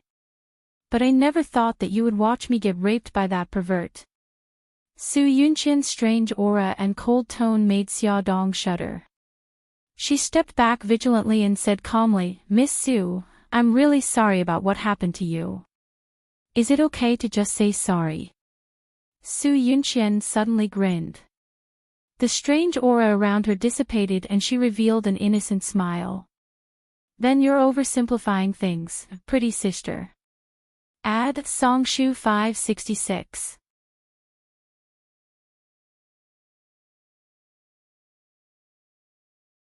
Chapter 236. Xia Dong had a bad feeling. She quickly got up and wanted to run out. However, Su Yunqian was faster than her. She suddenly stretched out a leg and blocked Xia Dong. Xia Dong was so fast that she almost tripped. Fortunately, she quickly grabbed the table next to her and steadied herself. However, Su Yunqian wouldn't let her off so easily. At the same time, she stabbed Xia Dong's stomach with a dagger. In the blink of an eye, Xia Dong put her left hand on the table and grabbed the dagger with her right hand. The sharp blade cut her palm and blood dripped onto the carpet. Su Yunqian gritted her teeth and pushed the dagger in Xia Dong's direction with all her might. She stared coldly at Xia Dong's stomach because that was her target. Xia Dong held the dagger tightly and endured the pain. She shouted for help, help. Just as the door was opened from the outside, Su Yunqian's eyes rolled back and she fell to the ground. Her body was at the spot where Xia Dong's blood dripped. "Oh my God, what's going on?" "Yunqian, Yunqian." Madame Su was the first to run in. When she saw Su Yunqian lying in a pool of blood, she thought that she was the one who was injured. She quickly held her shoulders and shouted, "Doctor." The old madam walked in with the help of Bailey Jing. Bailey Jing had sharp eyes and saw that Xia Dong was holding a dagger in her right hand. Blood was dripping down the back of her hand. She quickly said, "Sister-in-law, your hand is injured." The old madam hurriedly said, "Quick, Jing, go and help your sister-in-law." Bailey Jing ran over and helped the pale Xia Dong sit on the sofa. Only then did she see that Xia Dong's entire palm was stained red with blood. She couldn't even see the wound clearly. The doctor and nurse rushed over. The doctor checked Su Yunqian's condition while the nurse, Miss, treated Xia Dong's wound. The nurse asked Xia Dong to open her right hand and found that the blade had been embedded in her palm. Even the nurse, who was used to seeing wounds, shuddered. She carefully pulled the dagger out of her palm, and the blood flowed even more. The wound on his right hand was very deep and long. He could almost see the bone. After the nurse finished bandaging her wound, Xia Dong was about to faint from the pain. Her face was as pale as a sheet of paper, and her lips were pale. The doctor immediately asked someone to help her into the ward to rest. When Bailey Han heard the news and rushed over, Su Yunqian had yet to wake up, and Xia Dong was lying on the hospital bed with a bloody gauze wrapped around her right hand. He held her in his arms with heartache. "Wife, what happened? How did your hand get injured?" Xia Dong leaned on his broad chest. Her heart was still beating fiercely. She still felt afraid when she recalled what had just happened. Her body trembled slightly. She wanted to tell him about Su Yunqian's abnormality, but her mind was in a mess and she couldn't say it. "All right, don't be afraid. I'm here. I'll always be here." Bailey Han felt her fear and hugged her tightly to comfort her. After about 10 minutes, Xia Dong finally calmed down.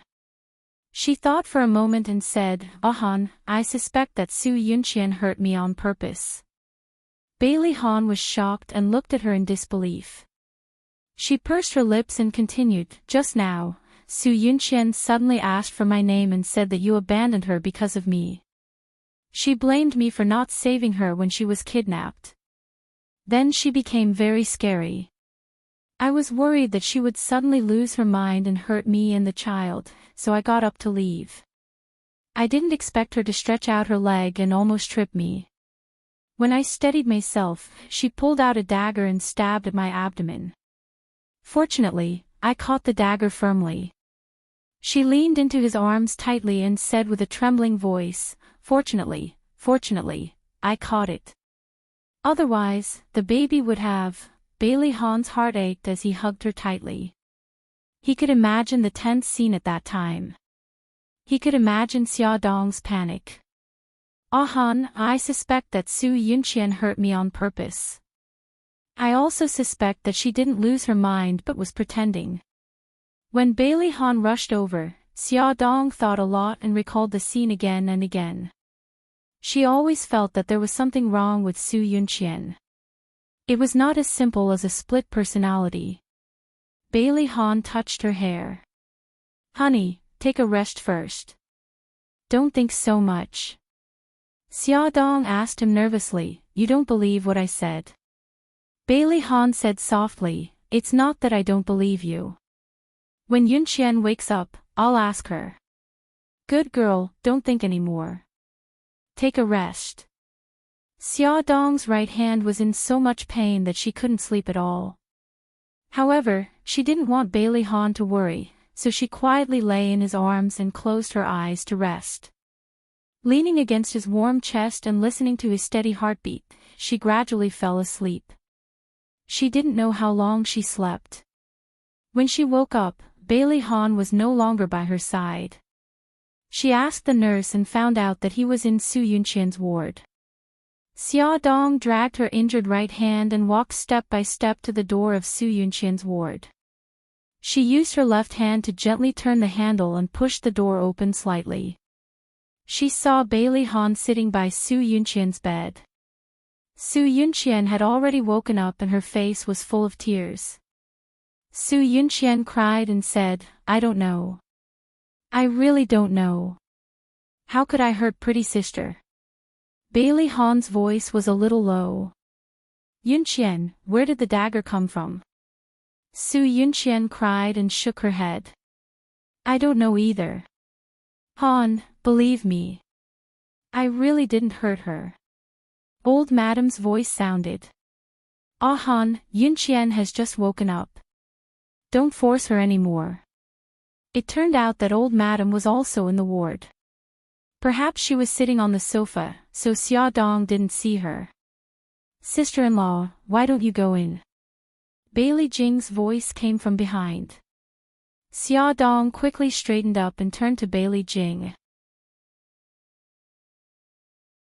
Instead of answering, she asked, "Jing, where did you go just now? I wanted to look for you, but I couldn't find you." Bailey Jing smiled. "I saw that you were sleeping soundly, so I didn't want to disturb you. I was afraid that you would be hungry when you woke up, so I bought some porridge for you." She suddenly leaned over to Xia Dong's ear and whispered, "Actually, Big Brother asked me to buy it." The door of the ward was suddenly pulled open from the inside. Bailey Han appeared at the door and naturally put his arm around Xia Dong's shoulder. He said softly, "You're awake. Are you hungry?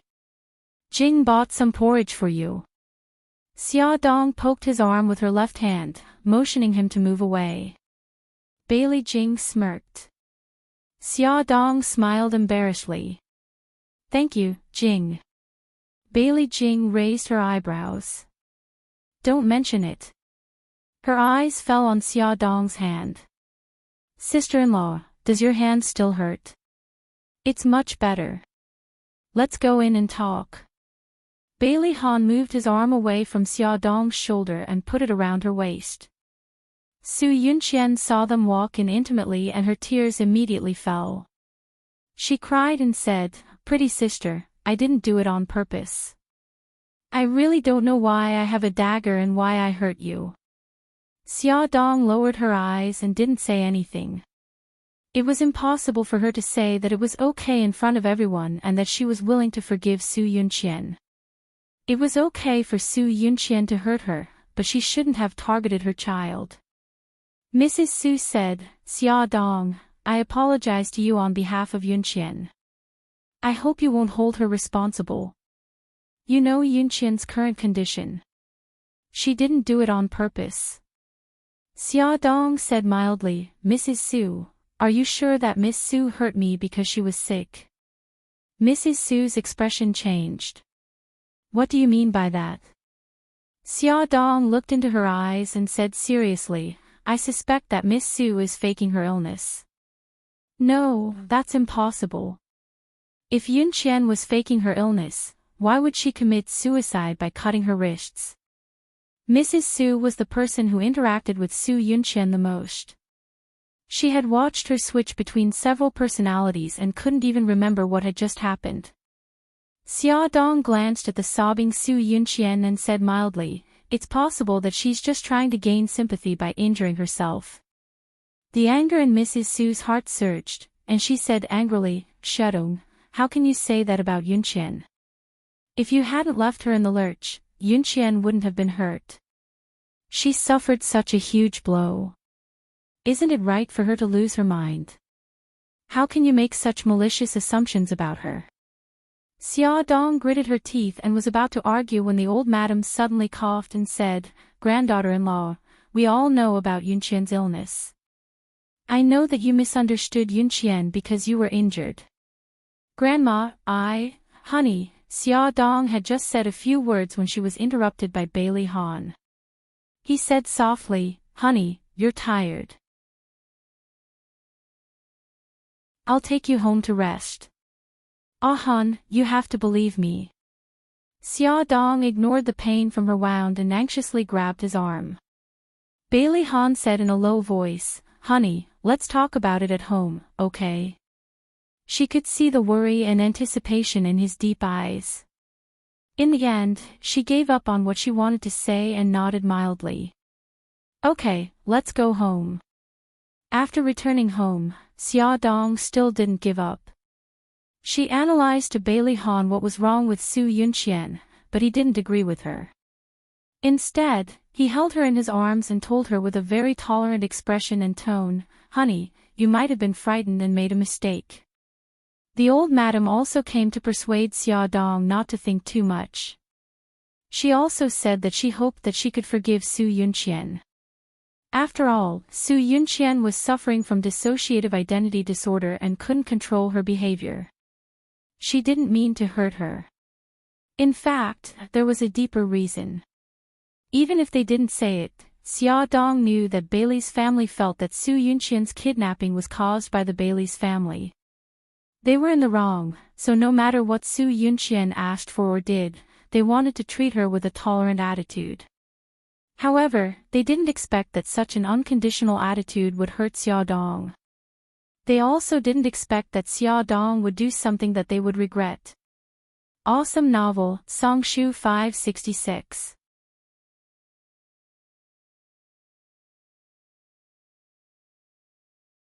Chapter 237. Bailey Han was like a nanny, constantly watching Xiaodong's movements and not letting her use her right hand. When it came to eating, he fed her. When it came to bathing, he helped her wash. Even when it came to changing clothes, he was the one who helped her. Xiaodong's expression remained indifferent and she didn't pay much attention to him. She would only respond with a few words when he forced her. When she went to bed that night, her back was also facing Bailey Han. Bailey Han hugged her from behind and said gently, "Honey, are you still angry?"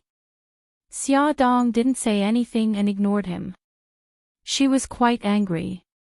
As her husband, he didn't believe her words at all. Although he didn't persuade her to forgive Su Yunqian with the old madam, his attitude made her very sad. "Honey, don't be angry. Otherwise, it's not good for the baby. The baby can understand mommy's feelings now and he will be angry with mommy." Bailey Han's right hand reached out to her abdomen and gently stroked it. He rubbed his head against her face in a fawning manner. She still ignored him and even turned her face away to avoid his head. "Honey, just for the baby, don't be angry anymore, okay?" His voice became more gentle and there was a hint of pleading in it. Xiaodong bit her lip and tears gradually appeared in her eyes. The cold tears dripped onto the back of Bailey Han's hand. He hugged her with heartache. "Honey, I was wrong. Don't be sad. You weren't wrong. I was the one who was wrong." Xiaodong closed her eyes and a few drops of tears rolled down her face again. "Don't cry. My heart is in a mess when you cry." Bailey Han gently turned her shoulders and made her face him. Seeing her teary eyes, his heart suddenly ached. He raised his hand and gently wiped away the tears on her face. "Honey, I know you've suffered a lot. I've wronged you. You can scold me or hit me, but don't be angry anymore." Xiaodong bit her lip and didn't say anything. He raised her left hand and suddenly slapped his face. She didn't expect him to really let her hit him. She panicked and her tears fell even harder. "What are you doing? Did I say I was going to hit you?" He kissed the back of her hand. "Honey, as long as you're not angry anymore, you can punch me a few more times." Xiaodong didn't want to talk to him, but when she saw his deep eyes and his loving expression, she couldn't bear it anymore. She raised her injured right hand and stroked his cheek. "Does it hurt?" "It doesn't hurt." He hugged her tightly. "Honey, trust me. I will never let anyone hurt you again." Although Xiaodong leaned on his warm embrace, her heart did not become warm. She did not believe that as long as Bailey Han felt guilty towards Su Yunqian, there would be a gap between them that could not be crossed. Her stomach suddenly hurt. The feeling of falling and swelling made her frown. She lay in his arms, clutching his bathrobe tightly. Her body stiffened as she endured the pain. Bailey Han was keenly aware of it. He stroked her back and said softly, "What's wrong? Are you feeling unwell?" "No, I'm just a little cold." "Ah Han, hold me tight." Xiaodong's voice was a little hoarse. In a place where he couldn't see, her face had already turned pale. "Okay." Bailey Han reached out to raise the temperature of the air conditioner. Then he hugged her tightly in his arms, carefully avoiding her stomach. After about 5 to 6 minutes, the pain finally subsided. Xiaodong let out a long sigh of relief. The next day, Xiaodong went to the hospital for a checkup. Lin Shihao said that her condition was worsening and asked her to control her emotions, not to get angry and not to get agitated. She looked down and asked, "Shihao, with my current condition, can I last until the 40th week?" Lin Shihao's expression was serious. "Actually, you only need to wait until the 35th week for the baby to survive. With your current condition, if you actively cooperate with the treatment, you can last until then.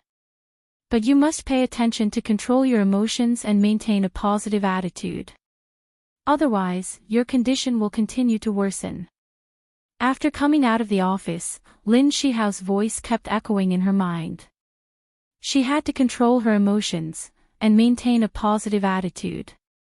Both of these seemed to be very difficult for her. Xia Dong sat in the hospital garden in a daze. She didn't know how long she had been sitting there for, but her phone suddenly rang. It was Bailey Han. His voice was very gentle. "Honey, where are you now?" Xia Dong looked up at the patients coming and going around and smiled. "I'm outside with Siki. You can't carry heavy things with your hands. Be careful, okay?" "Okay, I know. Is there anything else?" He hesitated for a moment and said, "After work today, I have to go to the hospital first. I'll try to come back early." Xia Dong leaned back in the chair dejectedly. She felt that the temperature was very low today and she was very cold. "Okay, I got it. Go ahead." He gave her a lot of advice, but she didn't listen. Her mind was filled with the scene of him accompanying Su Yunqian in the hospital. If Su Yunqian was really sick, she wouldn't be jealous. But Su Yunqian was faking it. Why was no one willing to believe her? Xia Dong sat in a cafe next to the hospital and called Yi Siki. "Siki, can you come out and keep me company?" In less than an hour, Yi Siki rushed over from home. "What's wrong? What happened?" Xia Dong used her left hand to place the hot drink she had ordered in front of her. She said slowly, "Siki, I want to run away from home." Yi Siki was so shocked that she almost jumped up. She suppressed her anger and growled, "Run away from home? You're crazy." Xia Dong smiled bitterly.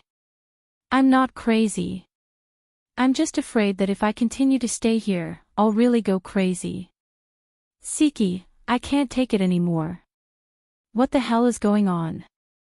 You're not the type to give up so easily." Xia Dong picked up her right hand that was hidden under the table and placed it on the table. Yi Siki's eyes narrowed. "Your right hand is injured. Who did this?" "It was Su Yunqian." Xia Dong paused and said, "I suspect that she's pretending to be mentally ill." Xia Dong told Yi Siki in detail about how Su Yunqian had injured her yesterday. Finally, she concluded, "I don't believe that a person with a split personality can be so clear-headed." Also, her last sentence was said with an innocent personality. I can only think of one explanation for her switching between personalities so quickly. She's pretending to be crazy. Yi Siki looked furious. I knew that woman was up to no good. I didn't expect that she would come up with the idea of pretending to be crazy. "Did you tell Bailey Han about this?" Xia Dong rubbed her eyebrows. "I did.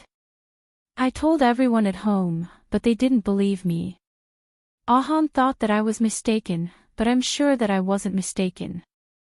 Yi Siki angrily punched the table and scolded Bailey Han. After a while, she said, "Although I believe what you said, it's too rash of you to leave home just because of this." "It's not just this." Xia Dong sighed. "Ahan's memory is very unstable and he's not in a good state of mind. A few days ago, he forgot about me again and even had a big fight with me. I really feel terrible. Do you know that? I knew that Su Yunqian was faking her illness, but I still had to see her being intimate with Ahan. I can't do it." As she spoke, she started to sob. Yi Siki sat beside her and put his arm around her shoulders. Xia Dong tried hard to control her emotions. She pursed her lips and continued, "My condition is worsening. I can't be agitated or angry. If I want to hold on until I give birth to the child and have the surgery, I have to control my condition." Yi Siki finally understood Xia Dong's current situation. She had uterine fibroids but hid it from everyone. She originally wanted to give birth to the child and have the surgery, but the things that happened at home made it difficult for her to control her emotions. Her condition kept worsening, so it would be very difficult for her to hold on until the day of the C-section. Isiki thought for a long time and said in a deep voice, "If you suddenly leave home, will Bailey Han be agitated and his condition worsen? What about the 3 children, especially Gigai? I think you should tell your family about your condition. We can discuss how to create a better atmosphere. I'll find an excuse.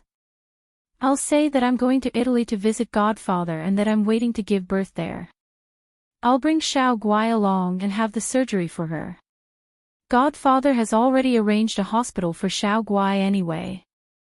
She laughed self-deprecatingly. "Strictly speaking, this isn't considered running away from home. I'm just going abroad to relax. Do you think Bailey Han will agree? I'll act first and report later. What if he goes to Italy to look for you?" Xia Dong laughed. "He doesn't know Godfather's address. If Godfather is easily found by others, he doesn't deserve to be called the father of the mafia." Yi Siki looked at her. "Are you really not going to think about it? This is the best idea I can think of so far. Why don't you tell Bailey Han the truth? I think this is the best idea. With his feelings for you, if you tell him about your condition, he'll definitely create the best atmosphere for you." Xia Dong smiled bitterly. "Yi Zi, between the fact that I'm seriously ill and on the brink of death or the fact that I'm going abroad to relax, which one do you think will stimulate Ahan more?" She made this decision not only for the baby and Gigai in her belly, but also for Bailey Han. Yi Siki sighed. "Okay, maybe your idea is the best." Although Xia Dong was very calm in front of Yi Siki and analyzed the situation clearly, when it came to making a decision, she still hesitated. That night, she called Xiao Yi and Xiao Bao to her side and said, "Xiao Yi, Xiao Bao, Mommy has something to ask of you." "What's the matter, Mommy?" Xia Dong smiled and said, "Mommy may take Gigai to Italy tomorrow to visit your god-grandfather. Mommy will also wait for delivery there until Gigai's illness is cured. Mommy wants to ask of you to be good children and wait for Mommy to come back, okay?" Awesome novel, Hongcha 866.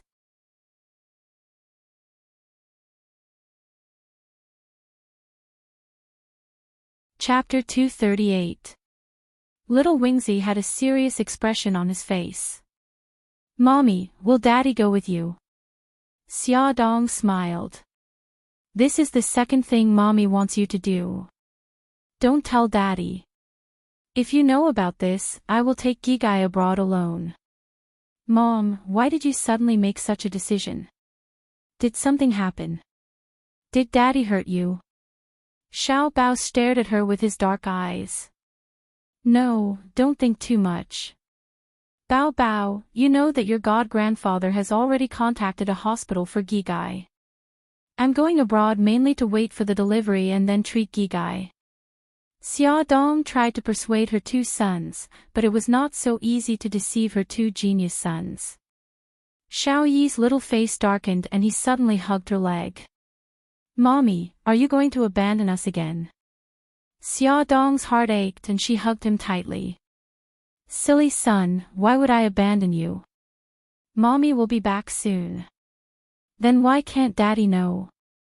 The little boy refused to give up. "If I tell you in advance, Daddy will definitely not agree." Xia Dong stroked Xiao Yi's head and said softly, "Your daddy is already working hard. Mommy doesn't want him to work harder. After I leave, I will tell him that I went to Italy." Xiao Bao suddenly said, "Mom, are you angry because Dad has been taking care of Su Yunqian recently?" "Of course not." Xia Dong hugged Xiao Bao and said softly, "Xiao Bao, Xiao Yi, your daddy's health is not good. Because of the after effects of the car accident, he often faints and even has headaches. Don't talk back to him. Gigai, listen to him. Don't make Mommy worry, okay? Mommy, can you stay?" Xiao Yi puffed up her cheeks, her eyes filled with anticipation. Xia Dong kissed him on the cheek. I'm sorry, Xiao Yi. Mommy has to go, but Mommy promises that I'll contact you every day, as if Mommy is still by your side. Although the two children were extremely unwilling, they were still convinced by Xia Dong. After all, Xiao Guai was their very important sister, and they didn't want anything to happen to her. After the three of them finished their discussion, Xia Dong went back to her room. Xiao Yi and Xiao Bao stared at each other in silence. Xiao Bao jumped onto her bed and said, Xiao Yi, I don't think things are that simple. What do you think? Xiao Yi also jumped onto the bed and sat next to him. She said with a fierce expression, I suspect that Mommy is angry. Her hand was stabbed by that bad woman. Great-grandma and grandma all advised Mommy not to make things difficult for that bad woman. Even I'm angry. Xiao Bao puffed up her cheeks and snorted. Also, Dad's attitude is very infuriating. Although he didn't stand on great-grandma's side, he didn't support Mom either. People who stand in the middle are the most annoying. Yes, Daddy has disappointed me this time. Although Xiao Yi sided with Daddy, she had to admit that Xiao Bao's words made sense. Her little face darkened. Xiao Bao snorted. That's why we have to help Mom punish them. Xiao Yi continued, we'll listen to Mommy and pretend that we didn't know that she would leave. Then, we'll secretly contact her and not tell the rest of the family. Yes. Xiao Bao rubbed her little chin. Her eyes shone with an inexplicable light. Not only that, I'll make Su Yunqian pay the price. That bad woman is too hateful. Xiao Yi thought for a moment and said, Mommy said that Su Yunqian was pretending to be crazy. We can start from this. As long as we find evidence, we can expose her in front of everyone. Xiao Bao blinked her big eyes. Yes, yes. She's lying in the hospital every day. If we want to find evidence, we can only start from the hospital. I have to prepare the listening device, pinhole camera, and the like. Xiao Yi's lips curled. How do you plan to arrange her into the ward? I have a good idea. Xiao Yi waved her hand. Xiao Bao leaned over and whispered something into Xiao Bao's ear. Yes, yes. That's a good idea. Let's hurry up and prepare. The two little guys began to prepare in full swing. After rummaging for a long time, they found a beautiful porcelain vase with two big ears. The mouth of the vase was just big enough to accommodate a child's hand.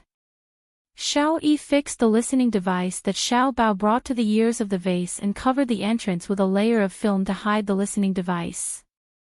Unless the vase was smashed, no one would discover that there was a listening device hidden inside. Xiao Yi carried the porcelain vase to Bailey Han. Daddy, you're going to visit Auntie Yunqian tomorrow. Can you help me give this gift to her? Bailey Han smiled and said, Why did you suddenly think of giving Auntie Yunqian a gift? Xiao Yi lowered her head in embarrassment. I made this myself in art class. Auntie Yunqian used to treat me very well. Now that she's sick, I haven't visited her, so I want to give her a gift. Xiao Yi is so sensible. Don't worry, Daddy will send your gift tomorrow. Bailey Han looked at the vase carefully. The craftsmanship was a little rough and there was a bit of childlike innocence. Overall, it was still very beautiful. Most importantly, he was very happy that the child had such a thought. Thank you, Daddy. I'll go back and rest first. Good night, Daddy. Okay, good night. Xia Dong had already applied for a visa when she was preparing to go to Italy last time, so the procedures this time were very simple. She only needed to book the plane ticket. She thought for a long time and decided not to tell Mika Kito for the time being. She didn't want to trouble him anymore. After taking a shower, she sat at the head of the bed and waited for Bailey Han to come out of the bathroom. This night would be the last night they spent together for half a year. Xia Dong wanted to make it unforgettable.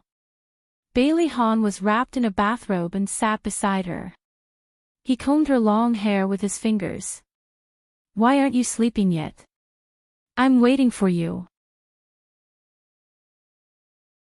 Xia Dong wrapped her arms around Bailey Han's neck and leaned her face on his chest. "Then rest early. You're tired too." "I'm not tired. I don't want to sleep yet." Xia Dong smelled the scent of Bailey Han's shower. It was a light fragrance and there was a masculine air unique to men. The corners of her lips curled up. Her left hand slowly slid down and slowly kneaded his chest. Bailey Han's throat moved. He grabbed her hand and his eyes were deep. "Honey, don't play with fire." She raised her beautiful eyes. Her beautiful face had a hint of charm, like a demon fox deep in the mountains. She wrapped around his body and laughed softly. "Hubby, I want you to play with fire with me." She had never taken the initiative like this before. Bailey Han was a little surprised. He laughed softly. "You're not allowed to beg for mercy later." Which time did she not beg for mercy in the end? Xia Dong's cheeks turned red. She hugged his neck angrily. "I won't." She kissed his lips without a care. The moment her lips touched Bailey Han's lips, he was completely conquered. He took the initiative. He cupped the back of her head and deepened the kiss. Bailey Han's heavy breathing hit Xia Dong's cheek. His tall nose was pressed tightly against the tip of her nose. Xia Dong closed her eyes tightly and welcomed his kiss with all her heart. Bailey Han sucked on her soft lips as if they were the most precious treasure in the world. Her breathing became faster and faster. She slowly opened her red lips. His tongue invaded and entangled with hers. He held her waist with one hand and the back of her head with the other. Xia Dong only felt that she was fully wrapped up.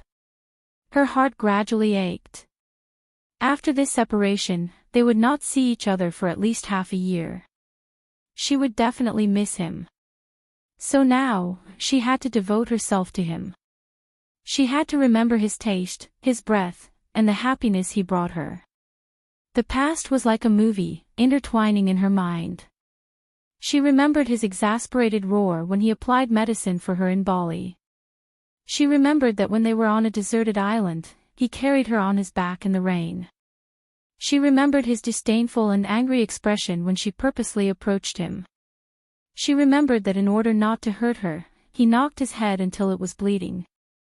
She also remembered that when he forced her to marry him, he was incomparably domineering. She had never dared to believe in love and marriage.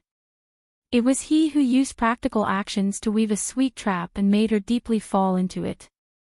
She already loved him to the bone and she could not leave him. However, for the baby in her belly and Xiao Guai, she had to make a painful decision. Tears blurred her eyes and slowly fell down. Bailey Han also tasted the bitter taste. He lifted her chin and saw the tears in her beautiful eyes. His heart ached. He moved his lips forward and kissed away the tears on her cheeks with extreme gentleness. Then, he slowly returned to her lips. Their soft lips pressed against each other for a long time, unwilling to leave. They did not separate until they were both a little out of breath. Xia Dong's right hand was still wrapped in gauze, so she could only move her left hand. She pushed him onto the bed and wanted to lean over to kiss him, but her belly was in the middle and she could not touch him at all. A smile appeared in Bailey Han's eyes as he looked forward to the surprise she was about to give him. His body was very perfect. Her hand moved from his chest all the way down to his bulging abs. She carefully stroked them. They were hard and made her cheeks heat up. Her mind could not help but think of the charming scene of his solid abs hitting her when he pressed her under his body. She quickly restrained her thoughts, but her eyes could not help but see the burning desire in his eyes. Her cheeks were red, and she did not know where to look. She coughed and said, "Hubby, close your eyes first." Bailey Han chuckled softly and closed his eyes as he was told. Without those two burning gazes, Xia Dong raised her body slightly and sat on his waist. Her left hand trembled as she stroked the thing that had been pressing against her.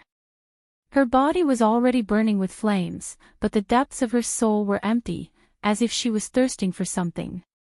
The big hand that kept stroking her waist seemed to be silently urging her.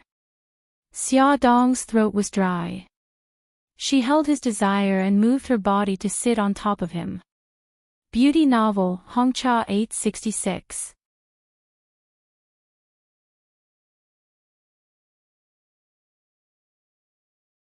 Chapter 239.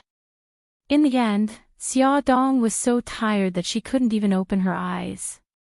She only knew that Bailey Han carried her into the bathroom. He gently washed her body and then carried her back to the bed.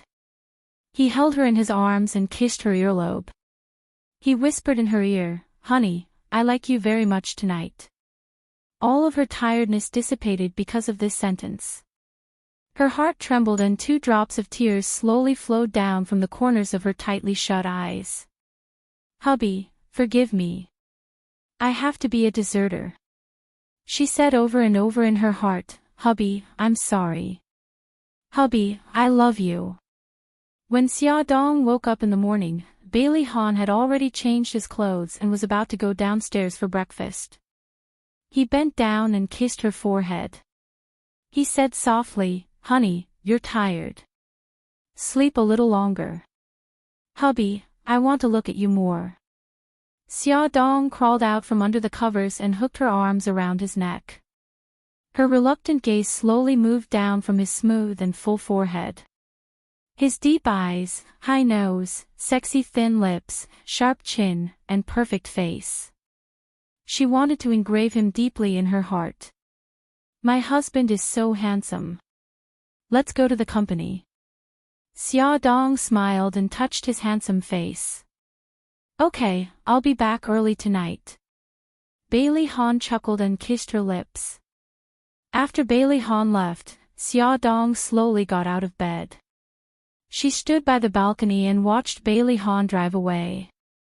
Her eyes were sore, but she held it in and didn't cry. She took out a pen and paper and wrote a short letter for the old madam. She also wrote a short letter for Bailey Han. Xia Dong went downstairs. Xiao Yi and Xiao Bao had already finished eating and were sitting on the sofa waiting for her. She walked in front of them and touched their heads. She said softly, "Xiao Yi, Xiao Bao, remember what mommy told you last night?" "Got it." The 2 little ones nodded in unison. "That's good. Gigai, be good and take care of yourself. Don't let mommy worry." Xia Dong hugged them tightly. "Got it." In the living room, it was inconvenient to say anything unnecessary. The 2 children leaned in her arms, their eyes glistening with tears, but they quickly suppressed them. Xia Dong held their little hands and sent them to the car. Then, she stood at the side and watched the car drive away. She saw the 2 children sitting in the back seat waving their little hands. She also waved until they could no longer be seen. After tidying up her things, Xia Dong made an excuse to take Gigai out for a walk. Carrying a small backpack and holding Gigai's hand, she said goodbye to the old madam and others and got into her BMW. The BMW drove all the way to the airport. Xiao Guai asked curiously, "Mommy, why are we at the airport? Are we here to pick someone up?" Xia Dong held her little hand and got out of the car. "Gigai, we're going to Italy to see God-grandfather. Brother Yi, and Daddy, aren't they going?" "Yeah, it's just the 2 of us." Hearing this, the little girl stopped in her tracks and pouted pitifully. "But I haven't said goodbye to Daddy and my 2 brothers." Xia Dong bent over and looked at her. "Gigai, Mommy promises that we'll be back very soon." "Oh." Xiao Guai's eyes were filled with tears. She looked very pitiful. Xia Xia, I'm here. Suddenly, Yi Siki's voice sounded. Xia Dong turned around and saw Yi Siki standing not far from them. Yi Siki said again, don't move. Wait for me to come over and find you. Soon, Yi Siki crossed the pedestrian crossing and ran over. Xia Dong handed her the keys to the BMW.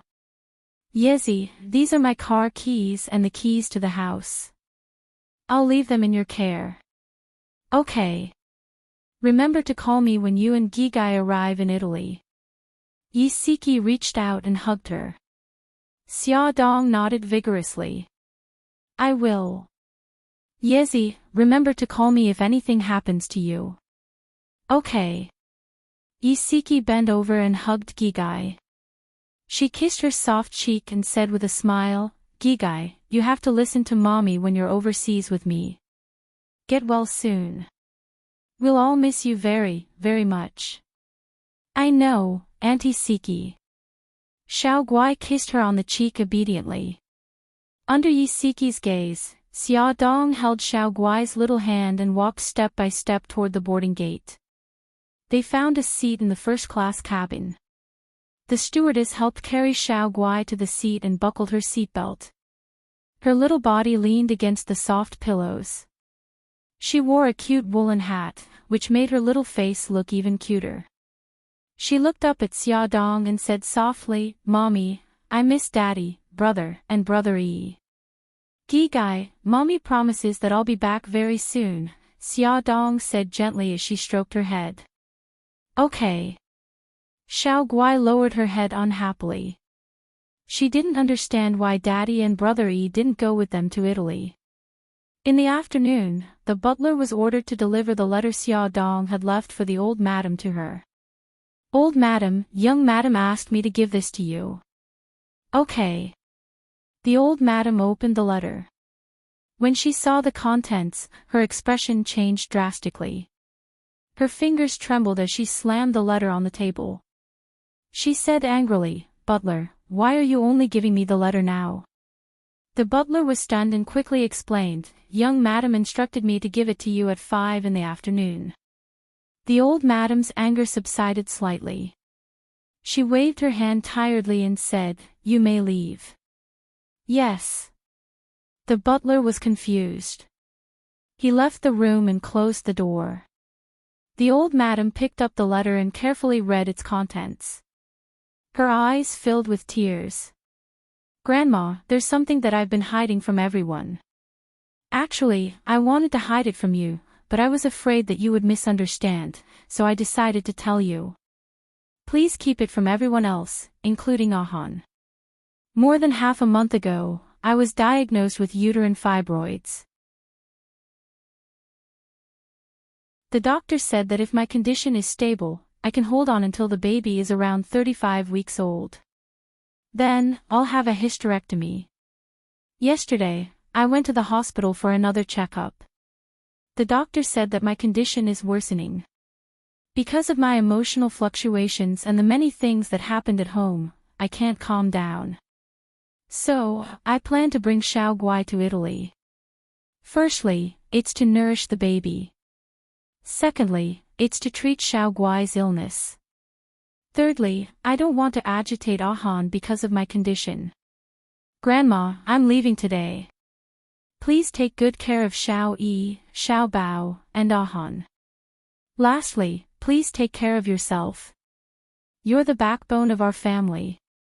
The old madam read the letter word by word. Tears streamed down her face as she kept saying, Silly girl, what a silly girl. In the evening, when Bailey Han returned home, Xia Dong didn't wait for him at the door as usual. He quickened his pace and went upstairs. When he opened the door, it was empty. The person he was expecting wasn't there. Honey. He opened the bathroom door again. It was empty. He glanced around the room and suddenly found a piece of paper on the table. There was a pen on the paper. He strode over and picked up the paper. His expression changed drastically. Honey, I'm taking Xiao Guai to Italy to visit Godfather. Godfather has arranged the best hospital for Xiao Guai, so we'll stay in Italy until Xiao Guai is cured. Honey, don't worry about us. Godfather will take good care of us. Honey, don't come looking for me. Take good care of Xiao Yi and Xiao Bao and wait for us to come back. Honey, I love you. I love you, my wife. Bailey Han almost stopped breathing. His blood seemed to have stopped flowing. His emotions were extremely complicated. Anger and sadness enveloped him tightly. He gripped the letter tightly. The anger in his heart soared. Damn it. How could she hide it from him and escape abroad with her daughter alone? How could she? Bailey Han was like a furious lion. He slammed his fist on the table and violently pushed everything on the table to the ground. The items rolled all over the floor. He took out his phone and dialed Xia Dong's number. He couldn't suppress his anger and his fingers trembled. A cold female voice responded, "Sorry, the number you have dialed is unavailable." Bang! The phone carried his anger and slammed on the floor. This was the first time he had lost control. He clenched his fists tightly and tried to suppress his anger. He stood there silently for about a minute. Suddenly, he rushed to the landline and dialed a number. "Ahu, I'm leaving for Rome in 2 hours. You're in charge of getting the permit and visa." "Young master, 2 hours is too tight," Bailey Han said coldly. "I don't want to hear any excuses.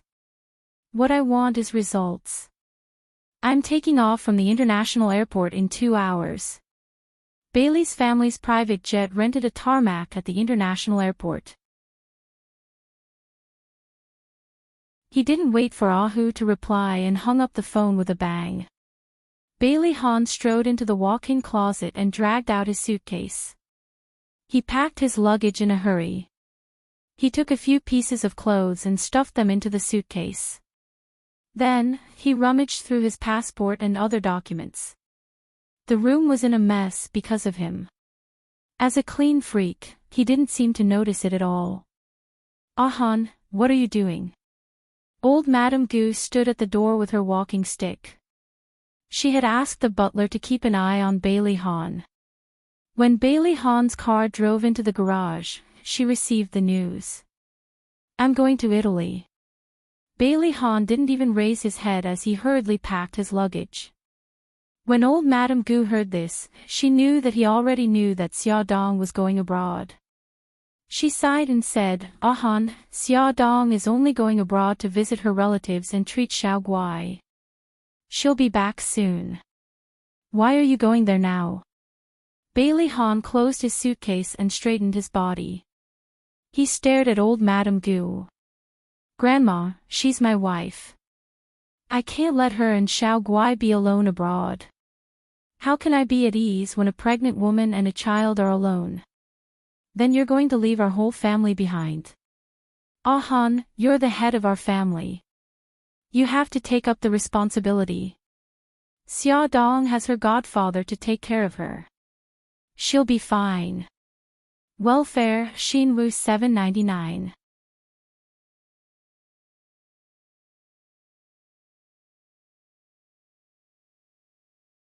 Chapter 240.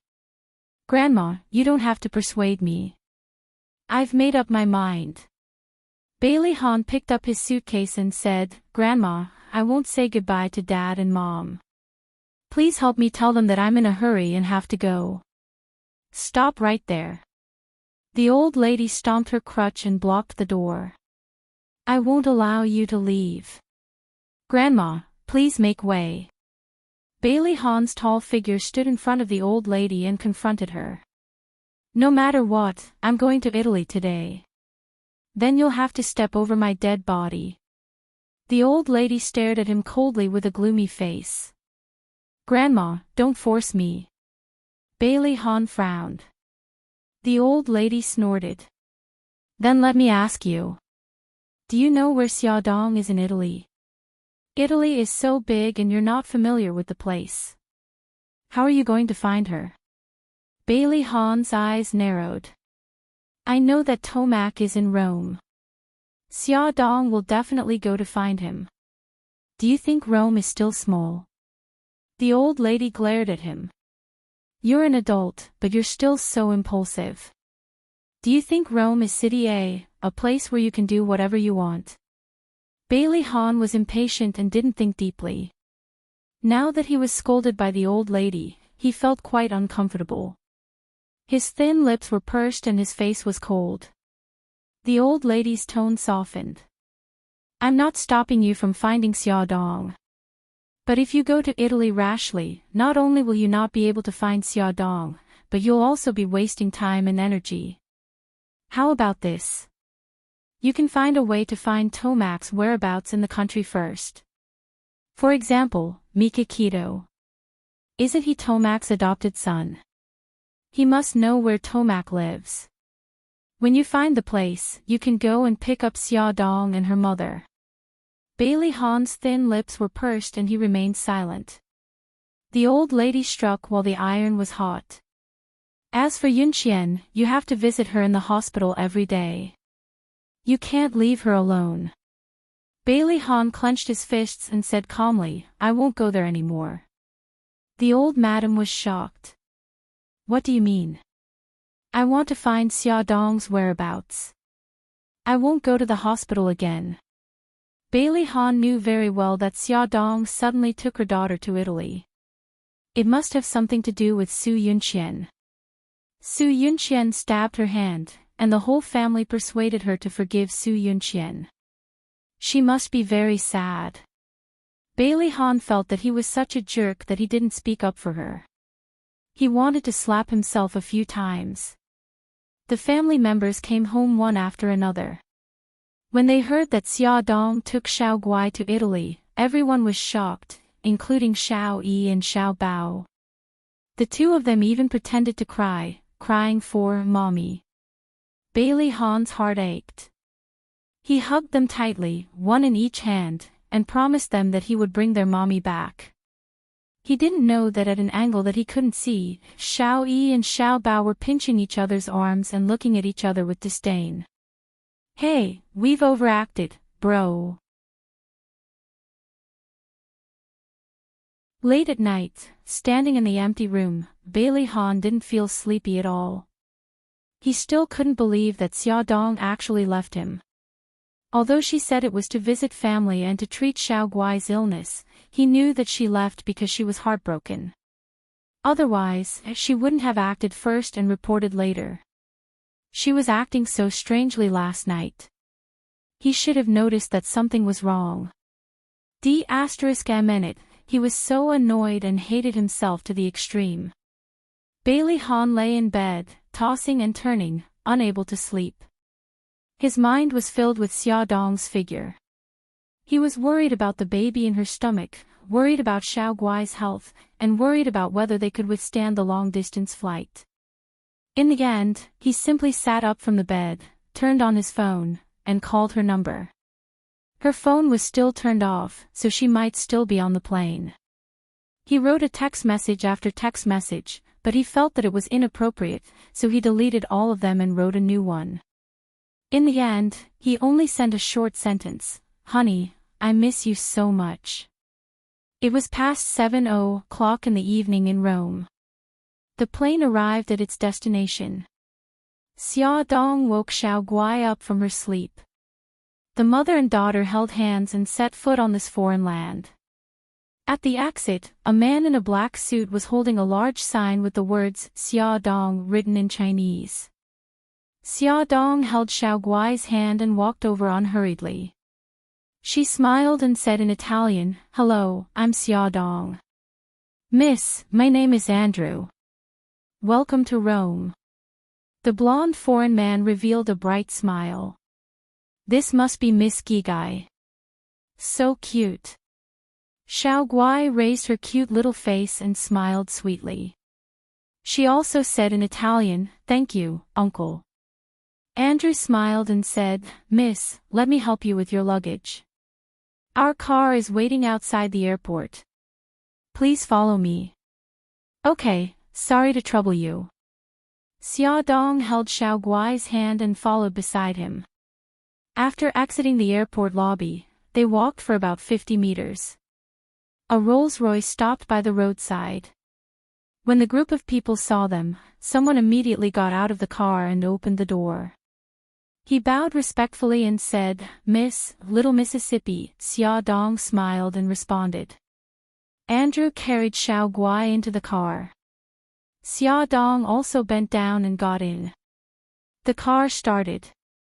Xia Dong took out her phone from her handbag.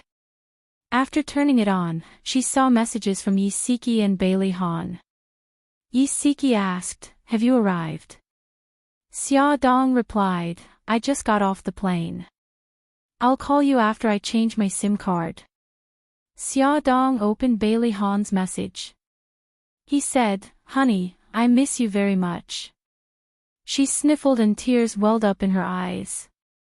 Her fingers trembled. After a long while, she finally wrote, "Hubby, Gigai and I are doing well. We miss you very much too. Wait for me to come back." Beep beep. Her phone rang. Bailey Han had stayed up all night waiting for this moment. He quickly took the phone from beside his pillow and turned it on. When he saw Xia Dong's reply, he calmed down and immediately dialed her number. When she saw that it was Bailey Han calling, Xia Dong hesitated for a moment before answering. She put the phone to her ear and did not speak. On the other end, Bailey Han did not speak either. Xiao Guai tugged at her sleeve and asked in a childish voice, "Mommy, is that Daddy calling?" Xia Dong bit her lip and said softly, "Hubby, Gigai wants to talk to you." "Okay." His voice sounded extremely low. "Daddy, I miss you so much." Xiao Guai picked up the phone and cried. Hearing his daughter's cries, Bailey Han's heart was about to break. "Gigai, don't cry. Daddy misses you too. Tell Daddy, where are you and Mommy now?" Xiao Guai wiped the tears on her face with the back of her hand and sobbed, "I don't know. We just got off the plane. Mommy said that we were going to God-grandfather's house." Bailey Han asked, "Does Gigai know where God-grandfather lives?" "I don't remember the name." Xiao Guai was a child after all. Although she could understand simple Italian and speak a few sentences, it was still difficult for her to remember the complicated names of places. Bailey Han said gently, "It's okay. Daddy will definitely find Gigai and Mommy." Xiao Guai nodded heavily. After comforting her daughter for a while, the phone returned to Xia Dong's hand. Her voice was a little dry. "Hubby, don't come looking for me. After I give birth to the baby and Xiao Guai has the surgery, we'll go back." Bailey Han had a lot to say and a lot of questions to ask her, but when he really faced her, he only said one sentence. "Honey, take good care of yourself and Xiao Guai. I love you." Xia Dong's tears rolled down from her eyes. She choked and said, "I love you too." There was a beeping sound from the phone. International roaming and long-distance calls were ridiculously expensive. Her phone was out of money. She took a deep breath and said softly, "Hubby, my phone is almost out of money. I'll hang up first." "Okay." Bailey Han had originally planned to end the call first, and then he would immediately help her top up the phone bill. Unexpectedly, after he had done so, he could no longer get through to her phone. She was like a kite, disappearing from his world. The Rolls-Royce sped on the road at a very fast speed. About an hour later, it drove out of the city and turned into a remote road. After driving for nearly half an hour, a tall iron gate and a seemingly endless tall wall appeared in front of them. The car drove into a manor that looked like a forest park.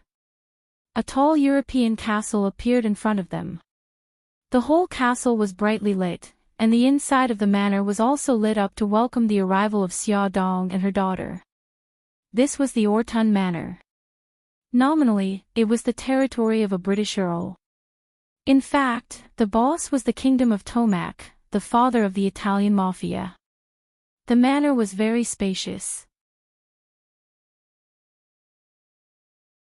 After the big iron gate was opened, a long welcome road led to the castle. Uniformed guards stood on both sides of the road and bowed respectfully when the Rolls-Royce passed by.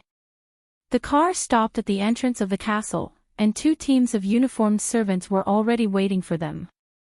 Andrew got out of the car first and opened the door for Xiao Dong. Andrew bent down and carried Xiao Guai out of the car. Another bodyguard stepped forward and held Xiao Dong's hand as they walked out of the car. "Mademoiselle, little mademoiselle, welcome back," the servants greeted them in perfect Italian.